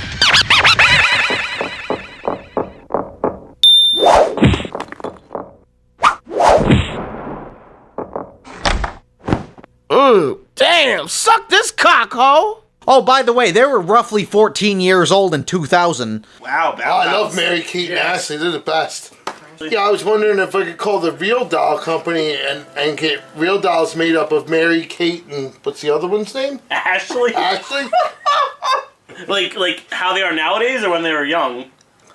Yeah, I'm gonna leave that up to you to figure it out. Like, where's the fucking rising action? This is a show with stories. I need to know what happens in the beginning, middle, and end.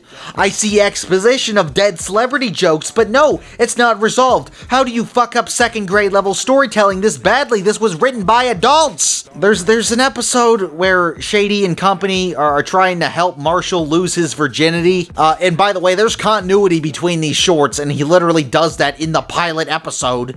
So I guess the show ignores its continuity of child porn when it's convenient for the plot. Man, it's almost like you'd have to be one sick bastard to put child porn of yourself in your show and nobody laughed at it because subsequently nobody bothered to remember of it because that's fucking vile.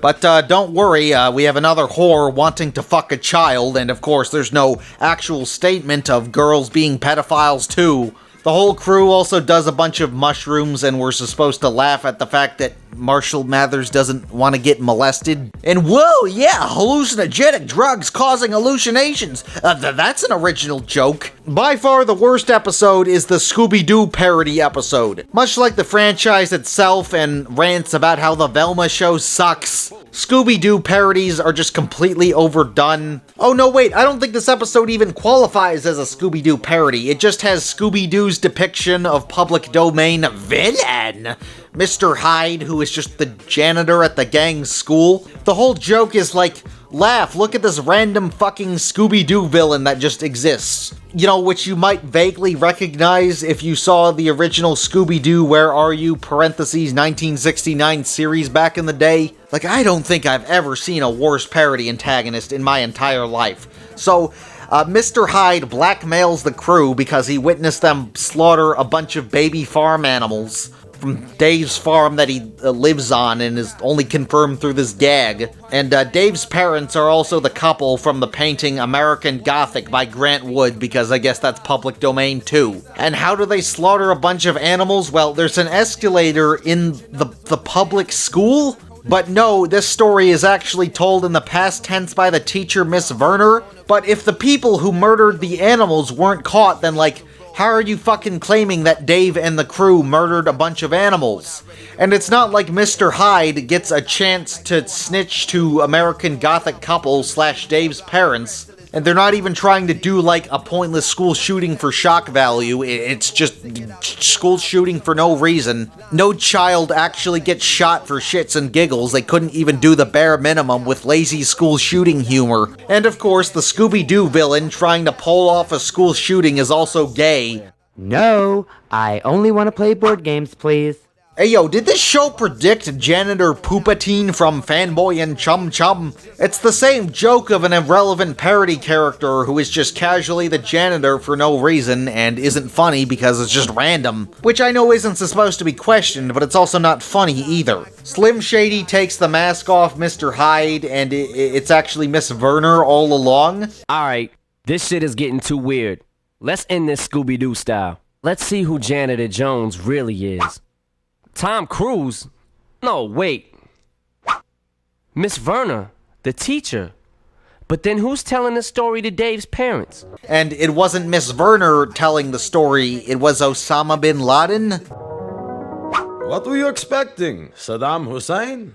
I guess this episode came out after 9/11, but why is Bin Laden impersonating the teacher? What the fuck does Bin Laden have to do with anything? Like, how do you fuck up a Scooby-Doo, I think, parody this badly? It's an incredibly formulaic franchise. The story beats to spoof should be this obvious. Scooby-Dooby-Doo, took a poo. Shaggy thought it was chocolate. Shaggy took a bite and turned out white. That's the end of Shaggy. In the very last episode, there is one commendable reference to rap group D12 being the name of a 7-Eleven parody. Speaking of which, there is an ahead-of-its-time parody of 21 Jump Street, featuring Screech from Saved by the Bell being an undercover cop. And you know what? The concept of combining 21 Jump Street with Saved by the Bell is actually a pretty good idea. In Jump Street, undercover cops impersonate teenagers for drug busts and whatnot. But most of these dudes is Johnny Depp's good actors. Most people my age would recognize its kind of parody reboot, but not the actual show. And Saved by the Bell, just like most media of the era starring teenagers, are played by adults, so it's comically noticeable that they aren't teenagers. There is an idea for a joke here, but you have to do the detective work yourself. Like, it should be funny whether you do or do not know what these things are. Like, when I was 9 years old and didn't know that the Simpsons episode Cape Fear was a parody of Cape Fear, I was still laughing my ass off anyway. Good parodies casually repurpose. Recognizing the spoof should be second. Why is iconography favored over laughs? The jokes don't land because nothing is repurposed beyond iconography, which just looks like shit. Yes, and I think that selling mushrooms that grow in your bathroom at a bake sale is not nice. Just shut the fuck up! You want to see dead people? Here you go.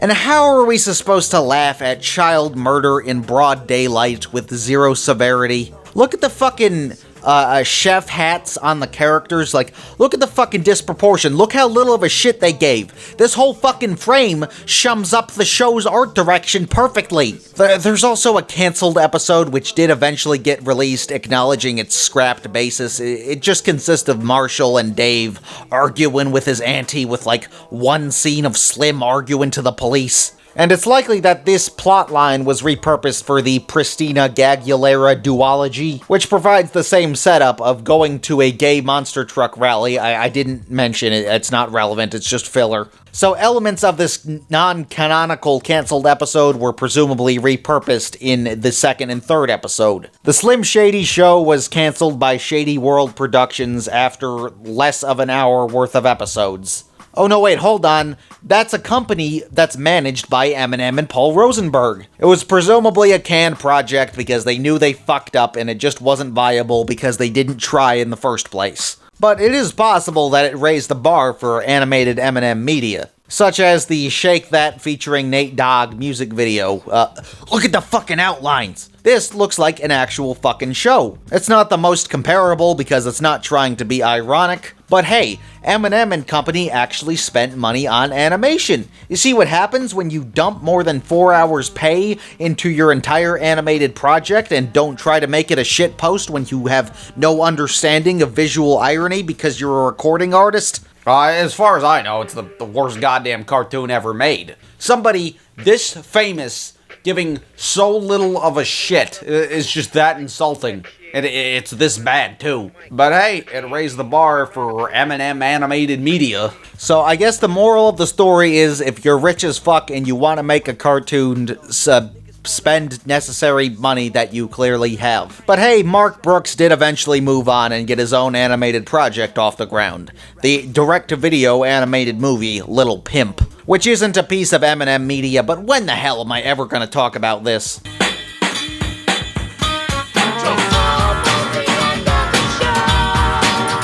It's also an animated White Boys in the Hood story, and it doesn't have a dogshit art style. This cartoon is actually cartoonish. Fuck yeah. Simple shapes and size 20 outlines. Most of the promotional material is super misleading. The pimp on the cover isn't actually the protagonist, he's the mentor Fruit Juice who trains Lil Pimp. Little Pimp is just an alias. This hustler's legal name is never revealed. Apparently, the film was actually meant for theaters, but test audiences hated it so much that Sony, who I imagine had the distribution rights, dropped it from their intended theatrical lineup for 2003, with the project eventually releasing in 2005 by Lionsgate Home Entertainment, the same company that distributed Gummy Bear in the Yummy Gummy Search for Santa, so that's a green flag. Now, Sony is probably the biggest animation company that occasionally distributes or makes a PG-13 or R-rated animated film. All jokes aside, part of me thinks 8 Crazy Nights underperforming at the box office in 2002 might have been influential for Sony not distributing or making another PG-13 or R-rated animated movie until Sausage Party in 2016. Right out of your fucking dingle. Did you hear what he just said? Am I watching Sausage Party or am I watching hentai? And Sony Pictures Animation made 2025's Fixed, which was distributed by Netflix, but hey, that's still technically Sony and R-rated. And what do you know? 8 Crazy Nights was also in theaters the same holiday season as 8 Mile, coincidentally enough. So maybe 8 Mile killed Little Pimp's chances at a theatrical release from Sony's prior lost interest in adult animated movies, at least for the moment. Oh yeah, the actual movie. Little Pimp isn't the worst thing ever. but I'm not gonna act like it wasn't a bad move for it to not get a theatrical release. Like, this is pure $7 DVD you'd get at the Record Exchange in 2009 core. You know how people are like, this looks like a fake show you'd see on the TV in GTA? Yeah, this is one of those, except it's nowhere near as bad as other things it could be compared to fictional properties within the Grand Theft Auto universe. It definitely has that fraudulent and surrealist mentality regardless of quality. Its actual grander purpose being a throwback to the 70s blaxploitation in a 2000s cartoon animated form. And hey, it has a point to exist. It follows a little red-haired boy who acquires the alias Little Pimp, in which he learns to start how to be Big Pimpin', and subsequently save his local nightclub from being destroyed by the mayor, who wants to abuse his government affiliation to rock a monopoly on local pimpin'. So it's the Mac and the Karate Kid and a Save the Rec Center story, but a parody. Little Pimp initially has no friends besides his talking pet gerbil Weathers. It's a harmless R-rated animated comedy, but there's really not much of a reason to watch it today. Like, you were supposed to watch this one time in 2000-something because your friend had it. And you know, it's like 5 in the morning, sleepover's up, we all gotta crash on the living room couch, just put on some random bullshit that's edgy, fuck it. Weathers is voiced by Ludacris, and Ludacris is probably the funniest mainstream rapper in my opinion, to my knowledge. And Ludacris does an alright job, but some of the one-liners do not land. Speaking of other hip-hop credits, Lil' Kim plays the main hooker, and Big Boy and Mystical play secondary pimps. And Big Boy's name is spelled wrong in the credits. And the late Rudy Ray Moore himself, the king of pimpin' on the silver screen, also cameos as a pimp clothing salesman. The late Bernie Mac as Fruit Juice and William Shatner as the main villain also do a great job. And, you know, you can't have a black cartoon cast without Keith Michael Richardson killing it per usual. Cleveland Jr. is in the motherfucking house. And Mark Brooks, of all people, played Little Pimp. And even if the jokes don't always land, some of the voice acting is fantastic. With intro and credits, the whole thing is only like an hour and 13 minutes, so it's barely feature length, but I think it could have worked better with a quicker paced, like 45-minute throwback to old school after-school specials, since it is parodying 70s media to an extent at the end of the day. In terms of pacing, it kind of reminds me of the Simpsons movie or A Boy Named Charlie Brown, where, yeah, they're good movies, but there's just a little too much exposition in the first act. But unlike those two, I don't really recommend Little Pimp, regardless of the fact that the first act just goes on for a little too long. It is kinda desperate to get to that 1 hour, 13-minute mark, which was likely an incentive created by Sony's initial distribution agreements. If those are even true, that could be bullshit. There's an idea here, and there is some good jokes, but the writing is really where it just falls flat. One aspect of the world building I really admire is that the white suburbs are like comically 50s, but the black ghetto is comically 70s. It's a neat discrepancy to have different decades represent different social classes. It's over the top and works enough because it's a cartoon. And thankfully, Little Pimp's innocence never comes off as pedophilic, a trap it easily could have fallen into, just like the Slim Shady show. Like, obviously, a child is in proximity to pimps and hoes, but there's no real child porn in it. It doesn't taste disgusting. The hustlers in the universe aren't exactly valued as good people in this plotline. The whole thing is similar to the South Park Season 13 episode Butter's Bottom Bitch, which had a similar joke of an innocent child mischaracterizing prostitution. That type of joke was executed much better there, even if it has a completely different narrative purpose, Butter's Bottom Bitch not being an old-school blaxploitation throwback. This is a movie that's like on the cult classic shelf. It isn't a cult classic. It kind of has the vibe of it, but it really isn't one, but you know, it just kind of got on the shelf anyway for some reason. You know, this is a movie I've known about for like 5 years, and you know, I've been meaning to get to it forever, and you know, I was obsessed with Rudy Ray Moore in my teen years, so it's not like I'm the wrong person for it. I do like the genre. I do like what it's portraying and homaging and whatnot. Hey, it's not fantastic, but it has an actual idea, unlike the Slim Shady show. Definitely one of the animated movies of all time. This is like 4 people's favorite movie, probably. If you think you could be the 5th person, then go watch this immediately. It's free on YouTube.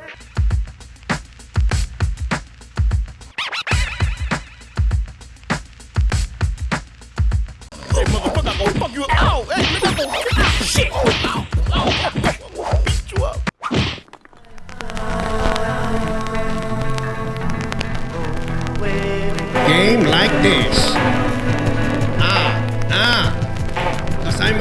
bitches, and you're about the snitches. And when I get arousal, my pants needs the stitches.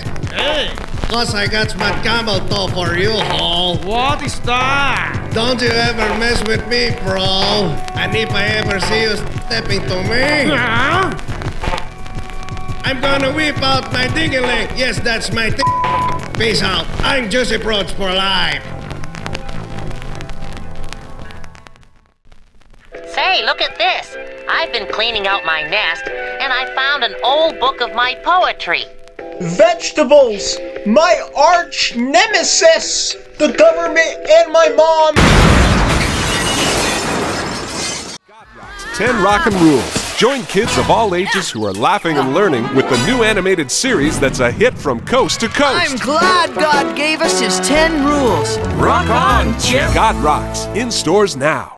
God Rocks is not just a VeggieTales ripoff show, it's a VeggieTales ripoff franchise of all things. Now, in all my years of trying to find, like, bad forgotten shows and piecing together whatever the hell Smile of a Child was. Well, it was in Arizona, I'll tell you that right now.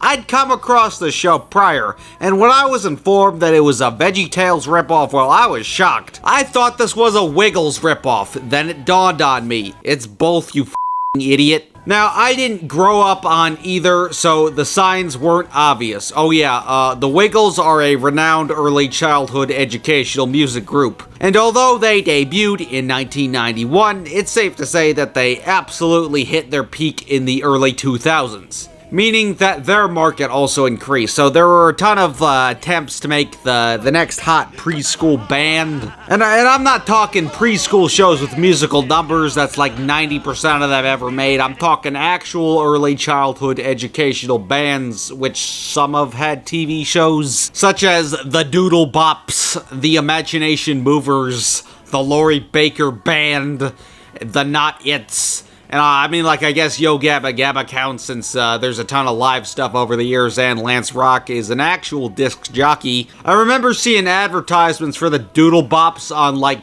early 2000s Nick Jr. DVDs, might have been Lazy Town, and I'm thinking, like, holy hell, I do not want to watch that. I also remember seeing the Imagination Movers show on Disney Junior at like 5 in the morning, which is an amusing enough watch until I discovered, like, King of the Hill reruns, roughly around the same time slot as Cartoon Network. Let go my birds Verses are more crap than what Bobby listens to. Now listen, to be fishes you have to think like fishes. So that means to beat you two, we have to think like fish. And what do you know, God Rocks came in and added some Christ to the trend. And as a brief side tangent, Smile of a Child shut down this January of 2025. Not long after I last mentioned the network, which is probably for the better because this entire channel was somehow stuck in 2005 without exaggeration.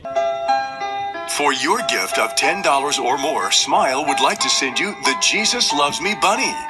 Snuggly, soft, and perfect for a child or grandchild, this special bunny would be a constant reminder that Jesus loves you. Push his tummy, and he sings. Jesus loves me, this I know, for the Bible tells me so. Yes, Jesus loves me, the Bible tells me so. Everything wrong with 2000s children's media can be seen on display with this network. It's so desperate to be cute that it rubs you pretty much the wrong way. Like this network is why analog horror became a genre. This was real, and it ended with zero fanfare. This is the final moment of broadcast. You got oxygen, people notice that. You feel a little bit pathetic. If you ask me how I feel...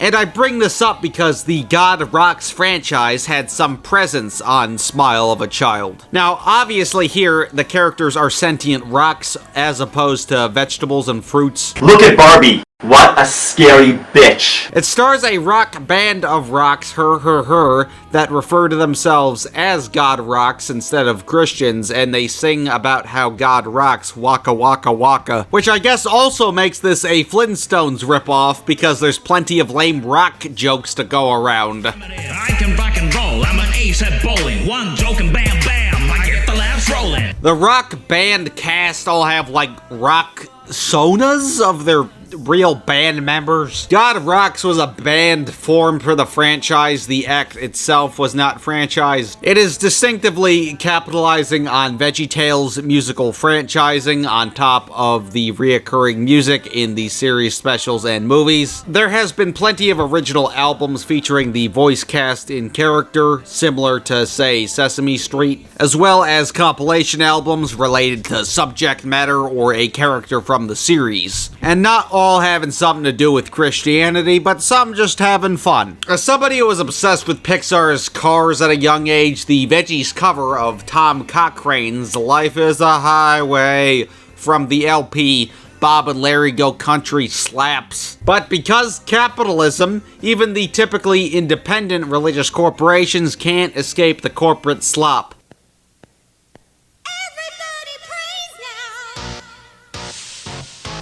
Might be located in Louisiana, but not Cali, but that ain't stopping the disposable media hustle.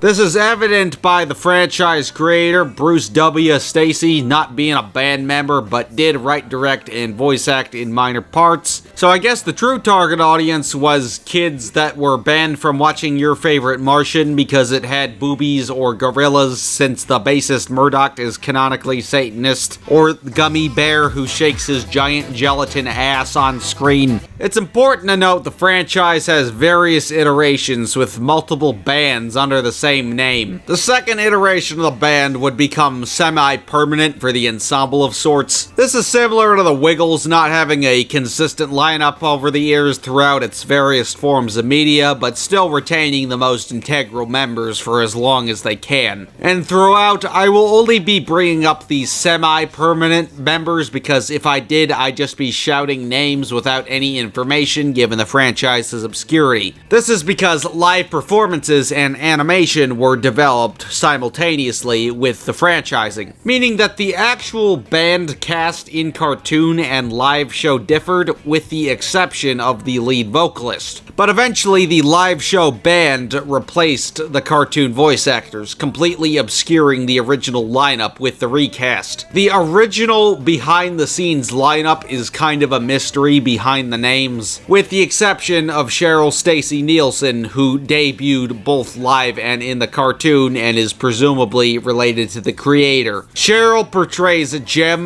the lead vocalist and pianist. At some point, Cheryl would marry fellow band member Todd Nielsen, who is also presumably related to the creator. Todd recasting the guitarist Chip Livingstone. J.J. Gerber would recast the bassist Splinter. Splinter was also recast by a not white guy somewhere later down the line of the later live performances. A DEI hire. And Darren Harris would recast the drummer Carb. Excluding this guy, this would become the semi-permanent lineup. If you are familiar with this IP, you probably recognize this lineup. Now, their self-titled TV show would release 4 episodes direct-to-video between 2002 to 4. They are not technically a part of a season, but promotional material refers to them as episodes as opposed to videos or specials. Common terminology for this type of media, just like Gaither's Peak! All the episodes also have alternative titles, like on the cover. I don't know why they did that. I guess to be quirky. I'm not like other Christian shows. I have alternative titles. You may expect Jem to be the main character because she's the lead vocalist, but Chip is typically the center. Chip is truly the McCartney to the Lennon, if you get what I'm saying. Paul, I don't give a bloody damn. I'm gonna say the N-word. No, John, that's racist. You can't say the N-word, you know. No! Yeah, like Lennon is the lead guy in the Beatles, but Paul clearly has the guy energy. John Lennon didn't make temporary secretary, god damn it. Yo, I'm a fucking homosexual. What? Now, of course, it's VeggieTales, but with rocks, so it had to be CG. The characters are rocks, but rocks aren't smooth with simple geometry. They look more like fucking turds. I'm not trying to even be funny. The texturing is atrocious. Man, it's almost like the veggies had very little texturing. One day, I ate too much Smurf cereal, and then Chip Livingstone was born. Face it, breakfast is ruined. Like, why be so realistic? It's a cartoon, except it's not even good realism because it was 2002. Carb looks like the great mighty Pooh from Conker. Splinter looks like he failed the scoliosis test in 6th grade. Jem looks cross-eyed, and for a rock is pretty fucking Caucasian. There's also an old lady character who is supposed to be like a cinder block, but she just has a giant hole in her chest. That's like the human equivalent of a giant skin cancer patch. She cannot be in good health. There's also a little girl side character who, I shit you not, name is Kidney Stoon. On my little freckled nose. That was lovely, Kidney. Let's give Miss Stoon another clap, shall we? Yeah, that's right. They were so out of rock jokes that they resorted to naming the token redhead with pigtails after the rocks that come out of your... minerals. They were so out of ideas that they resorted to naming the token redhead with pigtails after the minerals that come out of your piss hole. That is fucking vile. You may also have noticed that the characters have like Rayman-like floating disattached arms and legs. And I guess that was kind of a good decision because the characters can play instruments still. Oh bro, Chip Livingstone was glitching like a saucy imposter in real life. The late Mickey Rooney also has a special guest appearance, and they just took his fucking head and made him a rock. I loved him in Breakfast with Tiffany's. Which brings up the question, why the fuck are they even rocks besides VeggieTales plagiarism? Well, Psalm 18:12 says, "The Lord is my rock, my fortress, and my deliverer, and my God is my rock, in whom I take refuge, my shield, and the horn of my salvation, in my stronghold." So, I guess they thought that pun was fucking hilarious. Again, plenty of lame rock jokes. But yet another elephant in the room is that the entire franchise is victim to generic and disposable religious music. Now, I don't know about you, but I find a lot of Christian recording artists, not recording artists who are Christian, I'm talking strictly Christian recording artists, incredibly creatively uninspired. It's just manufactured at a consensus agreement.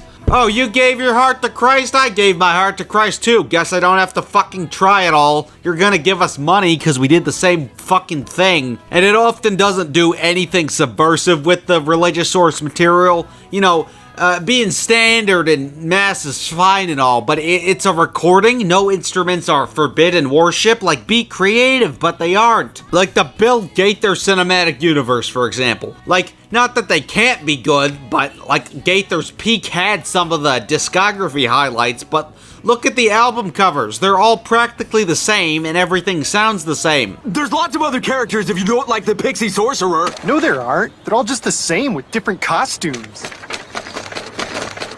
Breaking character, I am a religious person, and the Christian music industry is just Disney Channel for old people. Fucking slop. You know, it's just Christian slop instead of boy band slop. It's still fucking slop. And keep in mind, Christianity is the largest religion, so multiply the sloppity slop by the largest denominational ratio. Like, okay, take the words and transform them into the song, but that takes creativity, and on most principle, it just recites or does the bare minimum. You know, Johnny Cash was historically a pretty general audience figure, and he had a ton of Christian material, but he was one of a kind. Like, if you're gonna sing the same hymn, there's already 40 other fucking versions of it. You better do it excellently. Like, upon the choice to say Nick Cave and the Bad Seeds, which had the tendency to build song around Christian imagery, or the Four White Dudes Jesus Quartet, not to be confused with Jimmy and the Communion Wafers. Yeah, buddy, I'm choosing the Bad Seeds. like, would Bob Dylan be considered the Shakespeare of our time if he was just the, well, Jesus turned the water into wine, the same fucking reference you've heard 1,000 fucking times. Like, would the four black dudes Jesus Quartet ever sing Ice Cube's When I Get to Heaven? Absolutely not, because that's a song that acknowledges that lots of Christians do bad things, and God is not responsible for such. One of my favorite songs ever, actually, which also samples Marvin Gaye, who also used religion interestingly, hence to why people consider What's Going On to be like one of the greatest albums ever, because it actually is. But anything multi-dimensional about Christian belief is often too complex a message for the Christian slop music industry. And how do I fucking know this? Because 1 Timothy 6:10 says that for the love of money is the root of all kinds of evils. And a lot of people responsible for the slop probably do not care about Christ in the slightest, not helping its repetitive nature. And I bring all this bad Christian music up because God Rocks is surprisingly versatile, but falls completely flat with nothing creative or subversive, just banking and exploiting Christ. Now, the team throughout the franchise history could surprisingly emulate any sound they pleased, but with zero originality. Like the Beatles, the Beach Boys, Parliament Funkadelic, the Backstreet Boys, Avril Lavigne even. Look, she's got the tie and everything. But even if they got the sound down, that doesn't mean it stands out in lyricism or themes in the slightest. Like, one of the more notable songs of the God Rocks franchise is The Beat Rocks Do Not Conform, which I can't play, but think like the tune of an early Beatles song, like She Loves You, yeah, yeah, yeah, all that jazz. These are the lyrics. Think she loves you. Do not conform any longer to the pattern of this world, but be transformed by the renewing of your mind. Then you will be able to test and approve what God's will is, His good, His pleasing, and perfect will. That is the main chorus. And none of this matches the Beatles' homage melody, and every song is like this. It's an unoriginal sound, spouting biblical terms with zero flow. And if you couldn't tell just by the terminology alone, a lot of the songs aren't even fucking songs. They're just poorly harmonized biblical passages, like word by word. Not even hymns, like actual passages from the Bible. Hymns are not in the Bible for context. Well, why do they make songs that are literally just quoting the Bible? The Bible isn't a fucking songbook. There's zero effort on reconstructing source material into a song. Not that a biblical Beatles homage couldn't work. I mean, like George Harrison of the Beatles released plenty of spiritual material throughout his solo career, which uses many of the same religious terminologies like Lord, peace, hallelujah, God, etc., even if the context isn't Christian specifically. So it's not like a religious Beatles-inspired song couldn't work, considering we have a similar product by a Beatle. But they didn't try and make a religious song, they're only trying to bank off of iconography of recognizable figures and religious identity. There are a handful of musical acts parodied in universe such as the Beatles, Elvis Presley, the Beach Boys, and the Soul Sisters, and that's it to my knowledge. They couldn't even come up with a rock pun for Elvis, so his name is just Flint Rockley. Hunka hunka bucket, fuck it.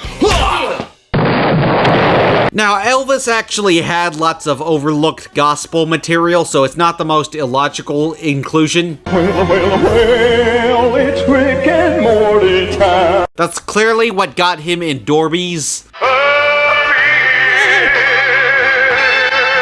But here, his inclusion was clearly not conceived for a love of Elvis or Elvis's overlooked gospel albums. It's just lazy parody humor. The songs just take familiar sounds, stir in some biblical jargon, and they are not creative in the slightest and are consistently atrocious. You know, although for a classic rock-inspired show, it does often refrain from a lot of the bigger, more explicit names like the Rolling Stones or the Doors. You know, not that they were the NWA of their time, but you know, the little edgier ones are obviously not acknowledged because it's a Christian program. There's gonna be no homage to "You're a star, fuck a star, fuck a star, fuck a star, fuck a star. Hell, the entire genre was considered satanic at a point, so I guess it is kind of mildly amusing as a result of shifting Christian beliefs in modern culture. But if anyone held a more orthodox Christian approach to rock and roll, I wouldn't even be surprised if this Christian show got banned in Christian households. But this show is only taking influence from classic rock bands and similar genres for bank, and it's insulting.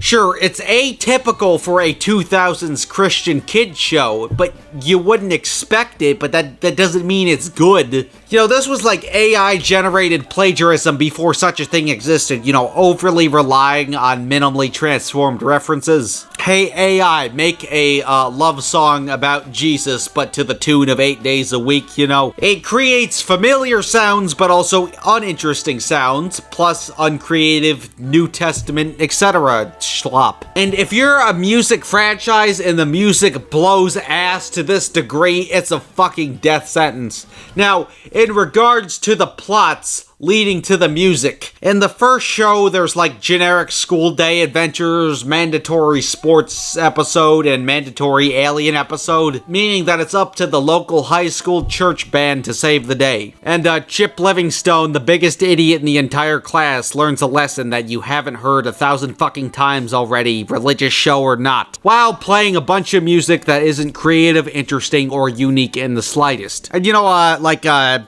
societies are made out of rocks. You know, types of rocks are pretty essential to construction of facilities. So is like the school they go to partially constructed out of corpses?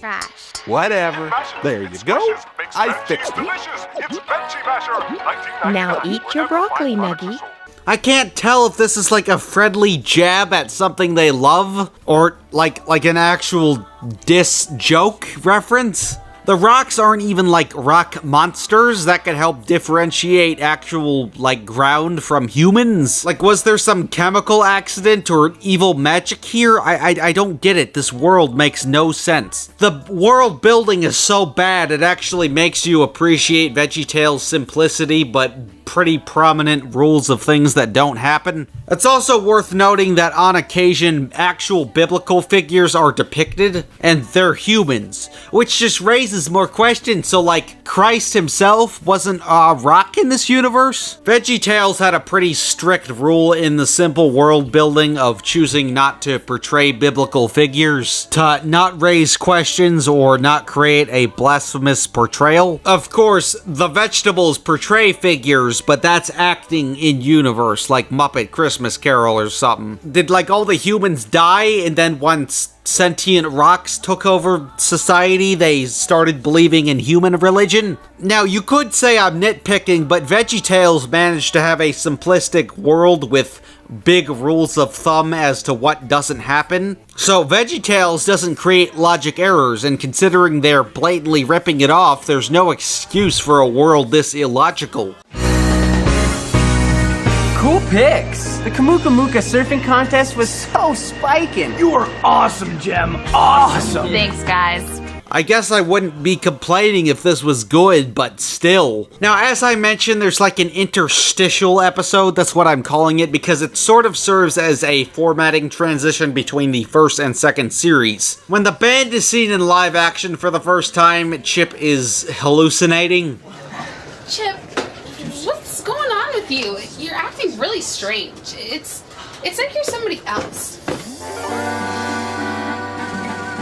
You got that right. But this episode identifies the exact point in the series' history when the original anonymous band was replaced. Which brings us to God Rocks Bible Tunes, which if you know of this franchise, you most likely know of this show. It had 2 full seasons, and these character designs would become stable for promotional material. This is the most famous interpretation of these very obscure characters. Now, being in 2D, the characters actually don't look like turds this time. They look like dildos. Fantastic. Bros think they gem reviews. But that doesn't mean their concept designs are exactly stellar. Thankfully, the color palette is improved, which may or may not have been the fault of the CG software used previously, whatever that was. But this show would easily be a downgrade despite having more content, more room to experiment, more time to improve, etc. Switching to an 11-minute episode format intertwined with live-action segments of the band members, which are horribly acted, and I mean horribly acted on bad green screens. We are your humble servants. We are not worthy to kiss your feet. Put those grippers away! But this 11-minute format, I think, would worsen the overall storytelling from limited time. This is where the series lost any redeeming qualities that it had and just became generic adventures or competitions, repeating biblical buzzwords. Like, the original series was just generic slop, but this second series is just even worse slop, like significantly less watchable slop. What are you doing? Putting on love? You're not putting on love.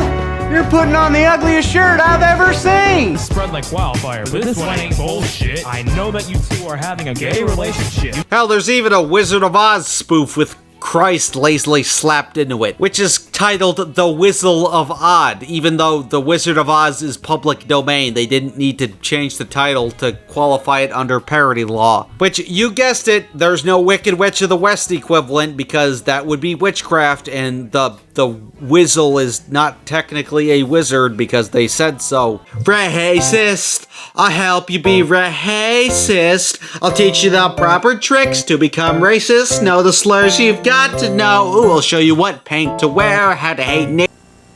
The 22-minute batch of 4 episodes had a unique beginning, middle, and end and took advantage of an established world. Here, things like the secondary cast, reoccurring locations are still there on occasion but are heavily underutilized. It's such a downgrade in development. Look, the world building in the previous show was really generic and questionable, but this hardly has any world building, so it's infinitely worse. The exclusion of Chip's family being the most prominent exclusion. They were pretty prominent secondary characters in the original show, but kind of got the axe for the soft reboot. Chip's mom and sister, who frequently appeared in the original show, only show up like twice maximum in Bible tunes to my knowledge. I have to say is that I do feel like a terrible mother. This is where it started. The God Rocks first family, the Livingstones. And here's Chip. And I'm his mother, Ruby, in the world of animation. And when last did I see you, son? Months. It's terrible. Years. Absolutely terrible. Cannot believe it. But Chip's dad is like a completely mysterious lost character. Ooh. He's black?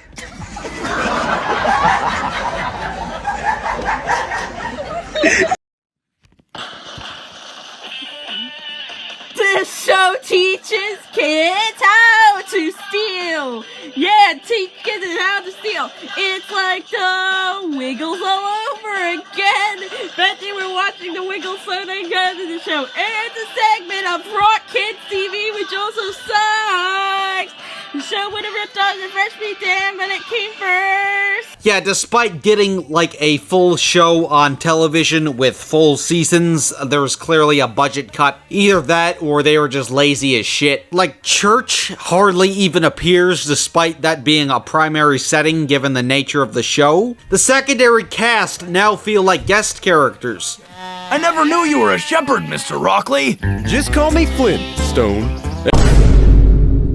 Hell, even Pastor Jasper, a pretty essential character for the show of this nature, doesn't appear too consistently. Like, if you figured the characters needed help and they'd consult him or something, but no, I gotta run a retraction. I gotta stick with the facts. The closest thing there are to antagonists throughout the franchise are Org, a generic bully, and Minibot, a generic sci-fi villain. Those Godrocks won't know what to do.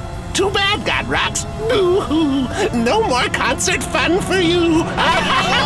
The series feels more desperate to appeal to parents rather than children trying to exploit their approval for merchandising reasons rather than kids. because a lot of the Bibletoon stories are just generic adventures while repeating biblical terminology. Most episodes just have a favorite buzzword and they keep shouting whatever that word is. Rejoice in the Lord always. It says right here, rejoice in the Lord always. Rejoice! Rejoice. Rejoice in the Lord always. Rejoice. We will rejoice, sir. We will rejoice. Let's hear some rejoicing. Just remember to rejoice in the Lord always. Rejoice. Is everyone rejoicing? I will rejoice. I will say it again. Rejoice. Rejoice. Rejoice. Rejoice in the Lord always. Rejoice. Rejoice in him. Rejoice in the Lord always. Rejoice. Are you stupid? Do you not know what this biblical term is? Family. We're here because, Christ changed our lives, and it's important to know that yourself. Jesus has so changed my life. Like, hey parents, we said the fucking live thing, pay for our show, bitch. There are hardly plots in the main story sections of the Bibletoons 11-minute variety episodes. Yeah, most variety shows aren't 11 minutes because it's a variety show. Why divide the segments by 11 as opposed to 22 so you could multiply the segments? Which would leave less time for like intro and credits and whatnot. Hell, sometimes the episodes are so undercooked, they just cut to like live action music videos, which are seemingly also just repackaged and lazily repurposed. Now this is a story all about how my frown got flipped, turned upside down, and I'd like to take a minute, don't go too far. I'm gonna tell you a little story about how I got these scars. My daddy was a drinker. My wife, she liked to gamble. My dog's a plastic surgeon. After the 2 seasons of Bibletoons, there were 3 30-minute specials direct-to-video, but I'm sure aired on TV at some point. Both an Easter and Christmas special, as well as a space special. Here comes the Admiral. Good day, Star Cadets. Welcome to Mission Control. I'm Admiral Roger John. Bitch, I'm the villain.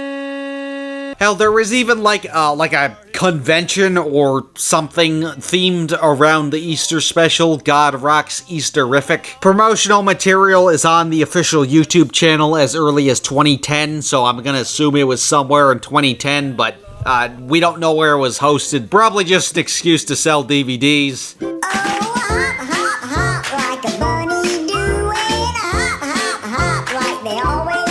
One of the main characters of the Easter special is like Jesus' tombstone. Look, little bird. Gracie. My name's Gracie, and I'm a sparrow. Look, Gracie. Tombs are dark, cold places. And you're just a kid. You don't belong here. Yeah, because tombstones are rocks, they decided to make Christ's tomb sentient? Is that biblical retconning? Is that blasphemous? I don't get that. What the hell? But God Rocks Bibletoons would spawn a spin-off of sorts, Bibletoons Beat Town, which is a compilation miniseries repackaging the live-action skits and the musical numbers, only lasting for 3 episodes exclusive to TV. Now, it's worth noting that shows that had musical numbers in the VHS era also had song compilation cassettes. Gaither's Pond had a song compilation I'd failed to mention previously. Of course, VeggieTales did this. Hell, even Peppermint Park had one.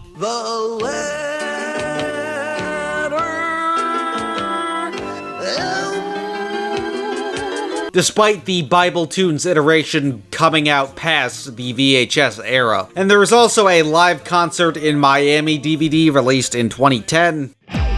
Rock Kids TV is on the air. But the next franchise iteration would debut in 2013, Rock Kids TV, a variety show which was produced by the IP owners Tricord Media and is also presumably subject to mostly lost media, which is fairly common for religious shows of this nature. I do not believe a single full episode of Rock Kids TV has survived, which could be attributed to only having 1 season between 2012 to 13, and airing Saturday mornings on networks affiliated with the Trinity Broadcasting Network that includes Smile of a Child, as it is a subsidiary, meaning that it's most likely nobody tuned into this because Smile was a dying network by 13. Although it was apparently free to watch on some random Christian website at a point. But, you know, if you don't have CTS, you don't get the station, you can watch it online. That's the great thing about the internet, that it can be available 24/7. If you go to crossroads360.com, and then you find the big button there called Kids Space, and that's one of the channels on our new crossroads360.com, and you will enjoy all the episodes right there. One of the main selling points of the show was its featuring of the God Rocks band, both in animation and live action. Stacy, aka Jem herself, was also presumably a host of a discussion segment, meaning that she probably appeared as both herself and Jem in live action. But what completely shocked me was this. We really hope that we can help raise the next generation of Christian kids that will know their faith, know what they believe, and know how to live it in front of the eyes of a watching world. The involvement of Phil Vischer himself, aka the literal creator of VeggieTales, was involved in one of the reoccurring segments, even though they were fucking squishing his tomatoes like 3 shows ago. So I guess the franchise executives just gave up trying to rip him off and hired him. But if you're a huge fan of Vischer's work, you may know of his other series, Buck Denver Asks What's in the Bible, aka What's in the Bible, or just Buck Denver. And his segments are presumably reused here. And you know what? It's actually pretty energetic and confident, unlike the majority of religious programming, as he is the master of religious programming. Oh, I know what it is. Oh, hi Clive and Ian. I know what it is. Introduce yourself first. I'm Ian. And I'm Clive, his brother. And I know what it is. All right, Ian, tell us, what is the best-selling, most influential book of all time? Pat the Bunny. Ian. Good night, Moon. And it even featured a reoccurring musical duo, the fabulous Bentley brothers, played by Rhett and Link of all people. Genesis begins it all, and appropriately it's at the beginning of the Bible. This presumably confirms that Phil Vischer has seen Nerd vs. Geek rap battle, so based. Hallelujah, look what God can do. Hallelujah, his promises come true. But like I said, I can't find a single episode of the show besides out-of-context clips, which really isn't a disadvantage as a variety show. But with the end of this show, after one season in 2013, this was truly the day the God Rocks franchise died. It wasn't completely inactive, but this was basically the end, and I doubt anybody that grew up with the original or Bible tunes was still watching at this point. Hi everyone, thank you for watching the first episode of The Little Farmette. I'm Cheryl. I'm Todd. And we're excited to bring you guys along on our adventures as we grow our homestead. But the Nielsen's, now raising a family, went back into the public eye in 2018 onward, with a brand called The Little Farmette, and they even had a YouTube channel consisting of vlogs of their family farm. But Cheryl is also publishing a children's book now available for pre-order as of writing, Stan of the Green Stables. There is currently no illustrator credit, assuming she didn't do that herself, so I really hope a human was involved in drawing these little piggies. But also, in 2018, the franchise would return without Cheryl Stacy Nielsen, the true patriarch of the God Rocks brand. The franchise would return on a streaming service called Minnow Plus. The only thing that God Rocks Dance Craze has to do with the franchise is that it reuses the original theme song and has the main duo of Chip and Crystal. So one character has the same name, so that's how it's a reboot? They didn't even name the token girl Jem. It's just children's themed aerobics with some like biblical passages thrown in there for good measure. God Rocks is only slapped on whatever the hell this is for brand recognition. But in 2023 and 4, 12 compilation extended plays would widely digitally release, which makes up most if not all the songs of the franchise that got a album release previously. I'm sure there's some exclusive to the show I haven't identified. So at least in regards to the songs, the bread bread and butter, I'd hope, because it's a band show. They're at least willing to preserve the music officially, which is commendable. Drop the drum! It's okay. I got that. Shit. But in 2024, Bible Tunes would also become available on a streaming service named Vision Video, and presumably would also be HD remastered. Except the Vision Video versions cut out all the live action bits. This HD remaster / redistribution being half-hour compilations consisting of 6 main story segments each. And there's also a presumably new intro remix and other new interstitial animations rendered for this remaster. The characters are silent throughout the new content. So I don't know if it was a copyright issue or Vision Video just disliked the even shittier live action bits. The franchise is an atrocious industry plant that eventually backfired, and that is not surprising in the slightest. Nothing is creative or funny. It doesn't teach lessons in distinguishable or easily communicatable ways for its target demographic. It treats kids like idiots by waving typical biblical buzzwords in their face. It's forgotten for a reason despite years of commercial success. But it's pretty fucking obvious that it didn't earn this commercial success. Once upon a time, in the black part of the city, It's a Dr. X Henny show. Such legitness. It's a Dr. X Henny show. It's a Dr. X Henny show. Oh my God! It's a Dr. X Henny show. Got it! It's a Dr. X Henny show. Look at this. It's a Dr. X Henny show. With Minecraft. It's a Dr. X Henny show. Sex between It's a 17 Dr. and X 17-year-olds Henny show. can only be done with It's other a Dr. X Henny show. Oh! It's a Dr. X Henny show. Look out! The homecoming queen's got a gun! Founded during Y2K, Mix is a Philippine television network that was essentially a Southeast Asian equivalent of MTV. And MTV in its prime, pre-internet, was known for 3 things: its teenage demographic, its music-related content, and animated programming. Before of which adult animation wasn't really accepted as an economically viable category by television networks. A change in television they arguably created. Now, before the 90s, adult animation was nothing new, but it's wait till your father gets home from 72, or most of Ralph Bakshi's catalog like Coonskin or Frizz the Cat household names. Not really. And they took the risk of making cartoons for teens to still be appealing to younger audiences by utilizing animation, but to not be too adult, given that a lot of cartoons in the mainstream were toy advertisements or for the whole family to watch after supper. With shows like Eon Flux, The Head, The Syphil and Ollie Show, and Liquid Television, and the show that spawned from Liquid Television, Beavis and Butthead. And Beavis and Butthead was a huge hit even if it had butt in the title and was a huge source of controversy. Sure, The Simpsons came out prior, and that was also a TV-14 and a somewhat controversial satire, but that wasn't super juvenile or anything. Where's my burrito?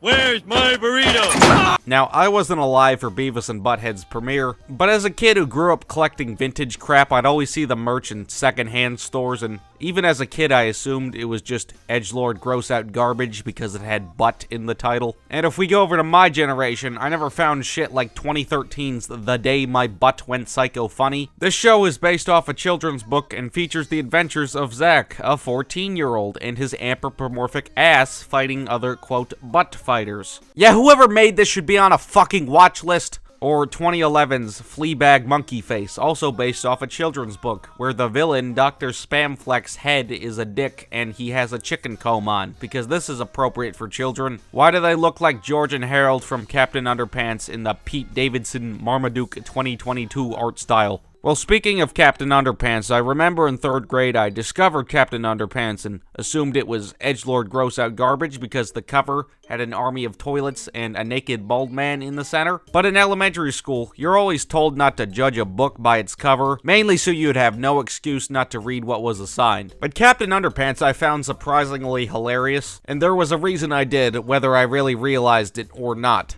The point of Captain Underpants was to encourage children to question authority, and not just to be edgy, appearing as super gross so no adult would read it. Children should be taught to question authority. Parents never teach their children to question authority because parents are authority figures themselves and they don't want to undermine their own bullshit inside the household. With the gross-out comedy actually being purposeful for doing juvenile things to rebel against the teachers being the authority. serving as a commentary on the American education system, from the conflicts often being a result of teachers' harsh discipline, covered in poop jokes. Being influenced by the author Dave Pilkey's struggles with dyslexia and ADHD in American public school. He even had to ask permission to go to the bathroom. He was constantly bombarded with pointless rules, ridiculous discipline, random searches, metal detectors, security cameras, and pharmaceuticals designed to make everybody compliant and docile. It was a lot like being a student at Jerome Horwitz Elementary School, except that prison had better funding, Captain Underpants, and a terrifying return of Tippy Twinkle Trousers. And you're probably thinking, why am I talking about this? Well, Captain Underpants, another thing that it taught me beyond questioning authority, was that stories full of poop jokes can actually be deep if there's purpose to the shit. And if yo dookie ain't got no purpose, then it's just shit. And being bad and offensive is one of the worst types of bad to be, and that's perfectly on display on Mix TV's The Nut Shack. You are now about to witness the strength of street knowledge.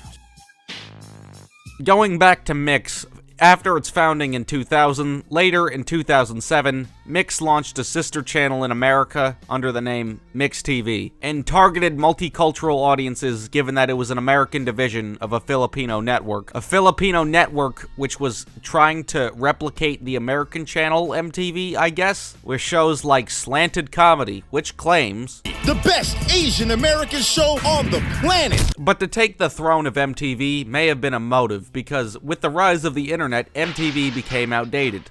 Why wait for your favorite Britney Spears music video to air on MTV when you could just pull it up on YouTube and watch it as many times as you please? By 2008, MTV would only air about 3 hours of music content per day, and in February 2010, it's arguable that MTV died given that they stopped airing music content entirely. In fact, in 2011, presumably as a last-ditch effort to save the network, they brought back their most impactful yet controversial show, Beavis and Butthead. And this revival season bombed, which was unfortunate because it's one of the few good television revivals in my opinion, not just animation. And Beavis and Butthead mainly began to be associated with Comedy Central being reran over the years and getting a second revival on Paramount Plus quite recently, meaning that the basic mascots of the network kinda aren't even associated with the network. But Beavis and Butthead is a very important show, both to MTV's success and the fact that it was a hit and proved economic viability of juvenile adult animation. And like I said, I'd always see merch of it in secondhand stores and thought it was stupid,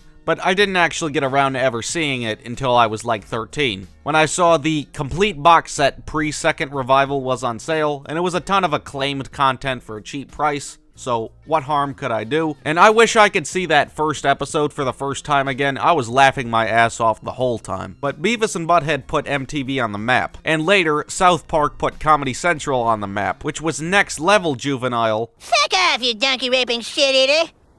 Yeah, shut your fucking face, Uncle Fucker! And proved economic viability for a TVMA cartoon. Now, there's not a whole lot of production information on the Nut Shack, but it's very safe to assume that given that a Filipino MTV set shop next to the American MTV, which was on life support, they wanted their own Beavis and Butthead / South Park for multicultural audiences. Their definitive satire, the thing you'd come to the network to see. So somewhere along the line, Mix TV greenlit 2 seasons of The Nut Shack. It's The Nut Shack, on the only channel crazy enough to air it, Mix.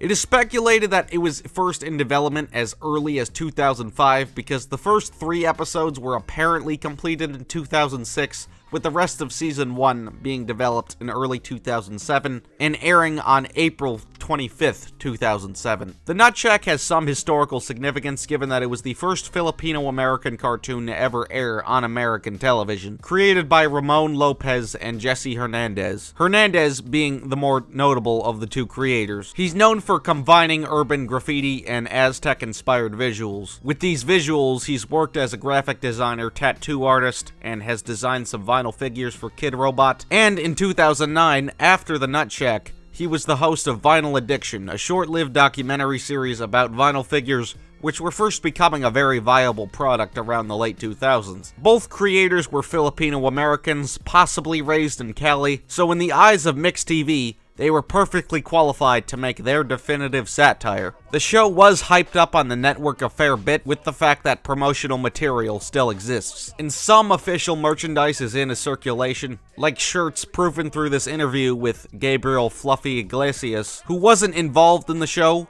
and he's Mexican, but to quote himself, Filipinos look like Mexicans that just woke up.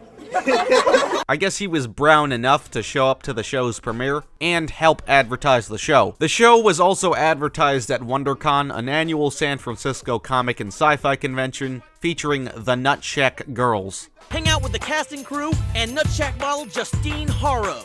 Get your official Nutshack gear and freebies. Enter to win an exclusive Nutshack painting and get the WonderCon exclusive Nutshack poster.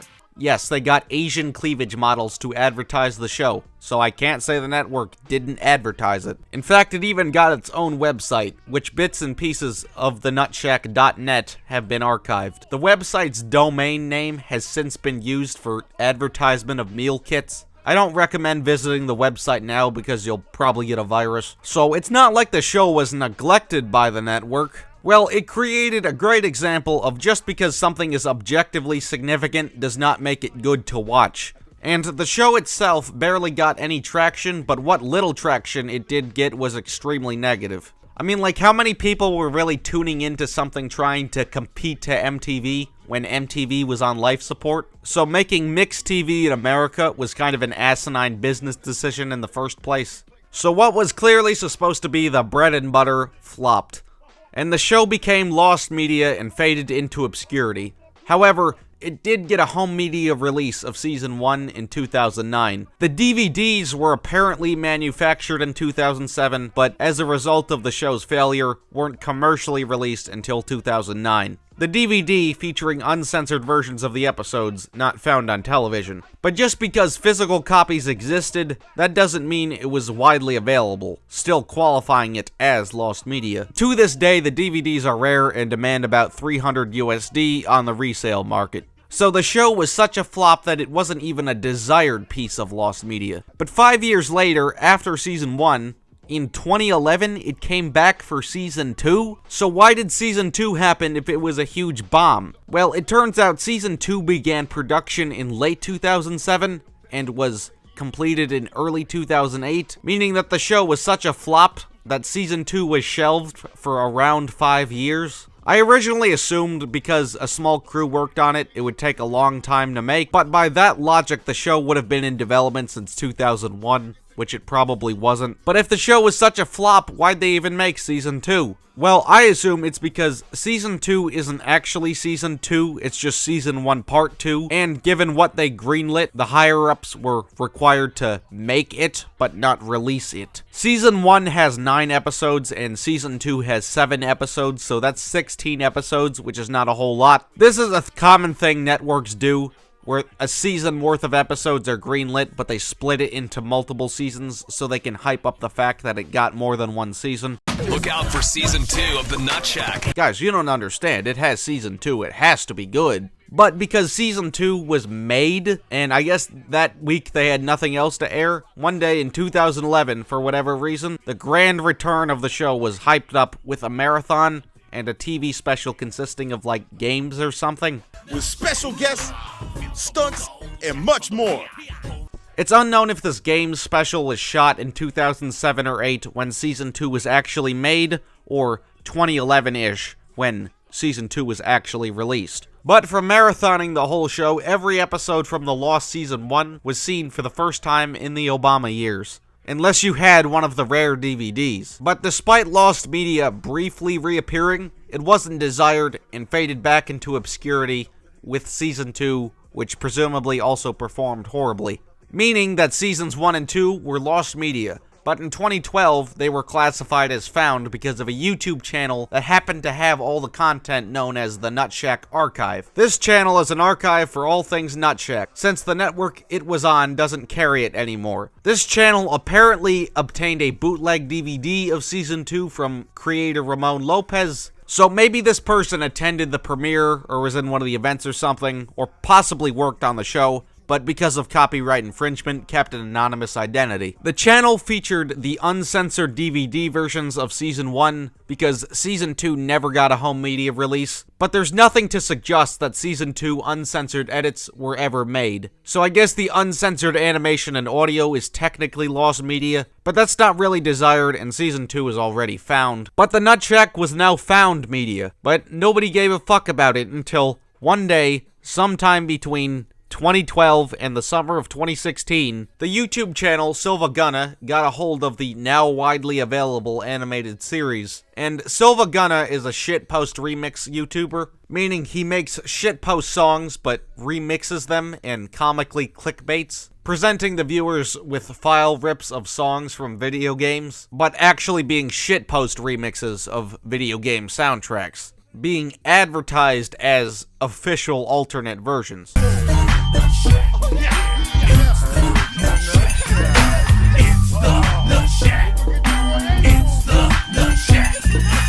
Meaning that the first mainstream coverage the show had ever gotten was because a somewhat notable YouTuber acknowledged it, meaning that the internet had officially gotten a hold of the show. And you figured this theme song would be heavily remixed because it was a crunk beat. Well, it wasn't. The theme song was so fucking bad that it was ripe for meme material, and of course, people got curious to the quality of the show itself. Was this show as hilariously bad as the theme song?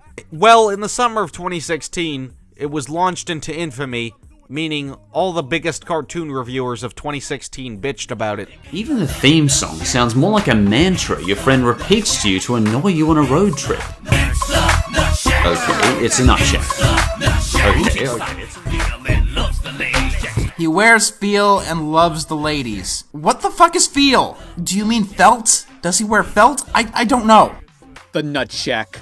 Yeah, one question. What the fuck is that thing?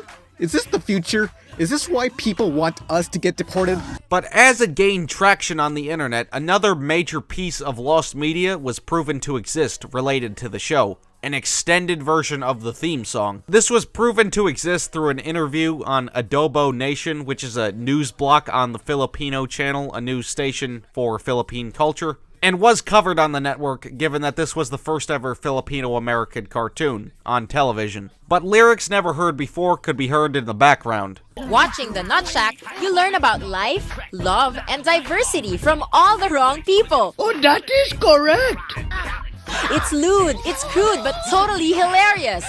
This interview was once available on Jesse Hernandez's website, which is used primarily to distribute his artwork, but has since been taken down. Lots of shows have extended versions of theme songs you may have never heard because it's not typically ever in the show to not take time away from the episode, meaning that the commercial release of the theme song has the extended version. Like how Family Guy actually has an extended theme, but you may not know about it because it's never been in the show, but is on the Family Guy Live in Vegas album. But there was no Nut Shack single or album release. It's not even on Spotify or anything officially to this day. But the theme song, like most memes, and the show's relevance in internet culture, faded from any public consciousness. But in January 2017, the meme had died, but two notable things in the show's history happened. First, on January 11th, the presumably lost extended version of the theme song was released by the song's performer, Nump, the Filipino-American rapper raised in the Bay of Cali. But this was truly the first time that anybody that had worked on the show was truly aware of the internet's ironic cult following, which may have influenced an event which launched the Nut Shack into further obscurity. But by 2017, the memes had died out, and most people don't know that the extended version of the theme ever existed. It features a second rap verse, which was never used for the memes, which could also be attributed to the fact that there was no extended visuals or official music video for the extended theme song, meaning that the memes that do exist utilizing the extended version are reduced to audio memes.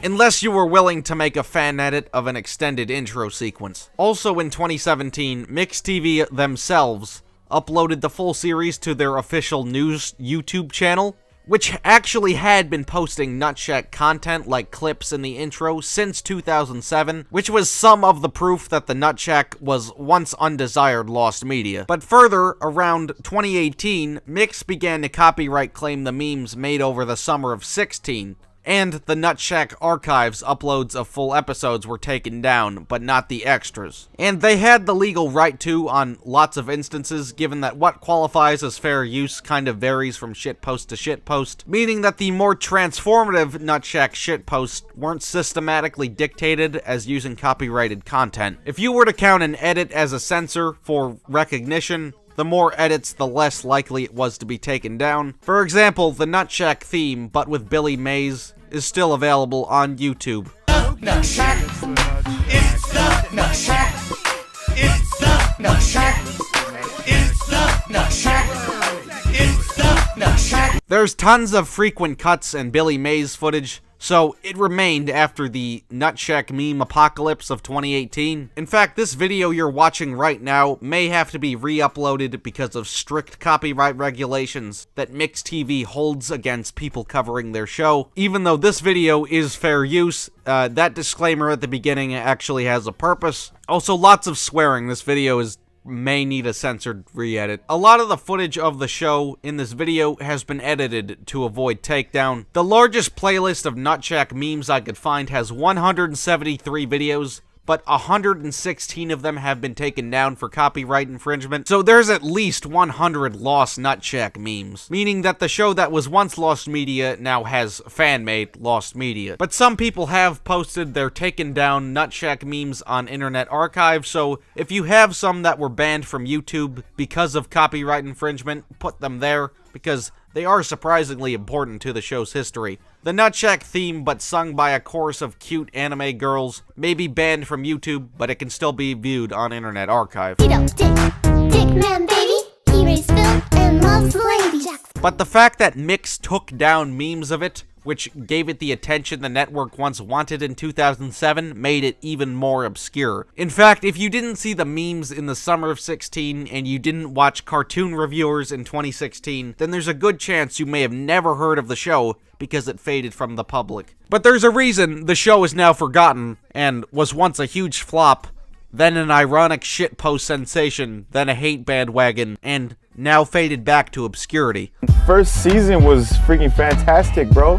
It was off the chains, man, monumental. As Nub would say, brontosaurus. You know what, Mr. Nutshack? This show is pretty brontosaurus. A steaming pile of fucking brontosaurus shit. Hey, what kind of talk is that, soul brother? Don't you know that black is beautiful? Well, the show's quality kind of varies, but only in two ways. At times, it's either completely unwatchable, or so bad it's amazing. What the f***, I'm white. You're welcome. It can be ironically funny in pieces, but to get to the ironically funny parts, you have to find it amongst so much incomprehensible, unwatchable crap. So it has ironic redeeming qualities at least, but even worse is that there's tons of little instances of wasted potential throughout the character dynamics and some of the episode's concepts. The Nutshack is both a juvenile satire and a slice of life comedy, featuring a main ensemble cast of a Filipino family living in the inner city of Cali, or at least I think. Let's see what the creators have to say in some of the behind-the-scenes promotional material. If Dr. Dre had a show, this would be the show.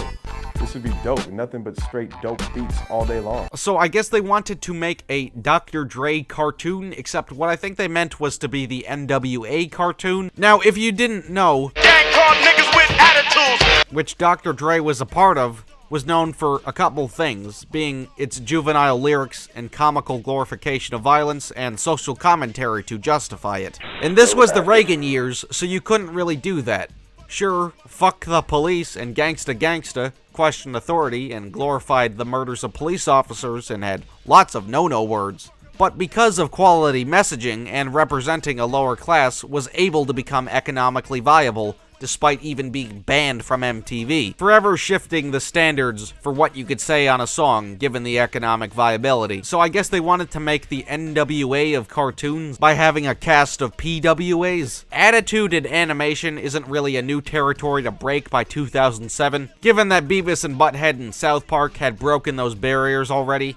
Man! Kid is being a dildo! But this was the first ever Filipino-American cartoon, and if it was a huge hit, it could have been much more historically significant. But unlike NWA, the Nutshack's most apparent issue is that it didn't understand satire. NWA, despite being so controversial and so heavily banned, still managed to have a platinum record because there was a point to what they were saying. Like, police brutality was an issue. It wasn't joking to kill law enforcement for no reason. Like, law enforcement had the tendency to abuse authority, with some no-no words for comical exaggeration. But the Nutshack doesn't use attitude to make points about anything. It's edgy for no reason and is edge over substance. It's specifically trying to be edgy rather than using edge as an enhancement to the displayment of points to make. And edgy for no reason is one of the worst types of bad you could be, because without it, it's just whatever the characters do. So this show consists of lots of sex for no reason, racism for no reason, etc. And it's insulting to watch. It feels like the people who made this watched South Park but didn't understand it at all and just laughed at all the swearing and not the point of the episodes, which was to be satirical. And as a kid who was raised on South Park, if my vocabulary didn't make that very clear, you bet your ass I didn't understand it as a child who shouldn't have been watching it. It's like they gave middle schoolers a budget, but they didn't.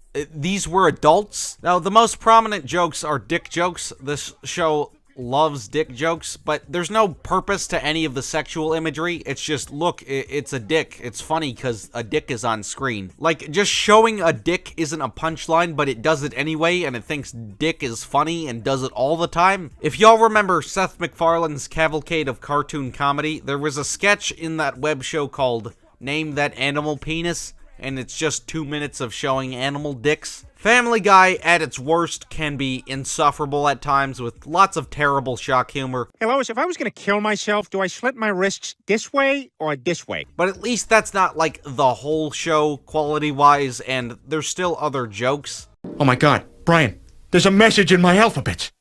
It says, ooh. Peter, those are Cheerios. But the Nutshack is the absolute worst of Family Guy on crack consistently. It's just dick, dick, dick, dick, dick. The sexual humor is kind of blink and you miss it, but it's not clever. It's not stacking jokes. It's stacking joke because it's the same joke constantly. The best example of the constant sexual humor is the classic scene where a character named Fill my teabag while wearing a shirt that says "Got Nuts" walks into a porn store and looks at a girl's ass, but then a chihuahua named Dildo who has a giant boner bites Phil in the ass. That's like 7 dick jokes in the span of 20 seconds, and every scene is like that. Or this scene where it's implied that one of the characters got raped, and there's a severed dick on the floor. Why is there a severed dick on the floor next to a rape victim? Because dicks and rape are funny, that's why.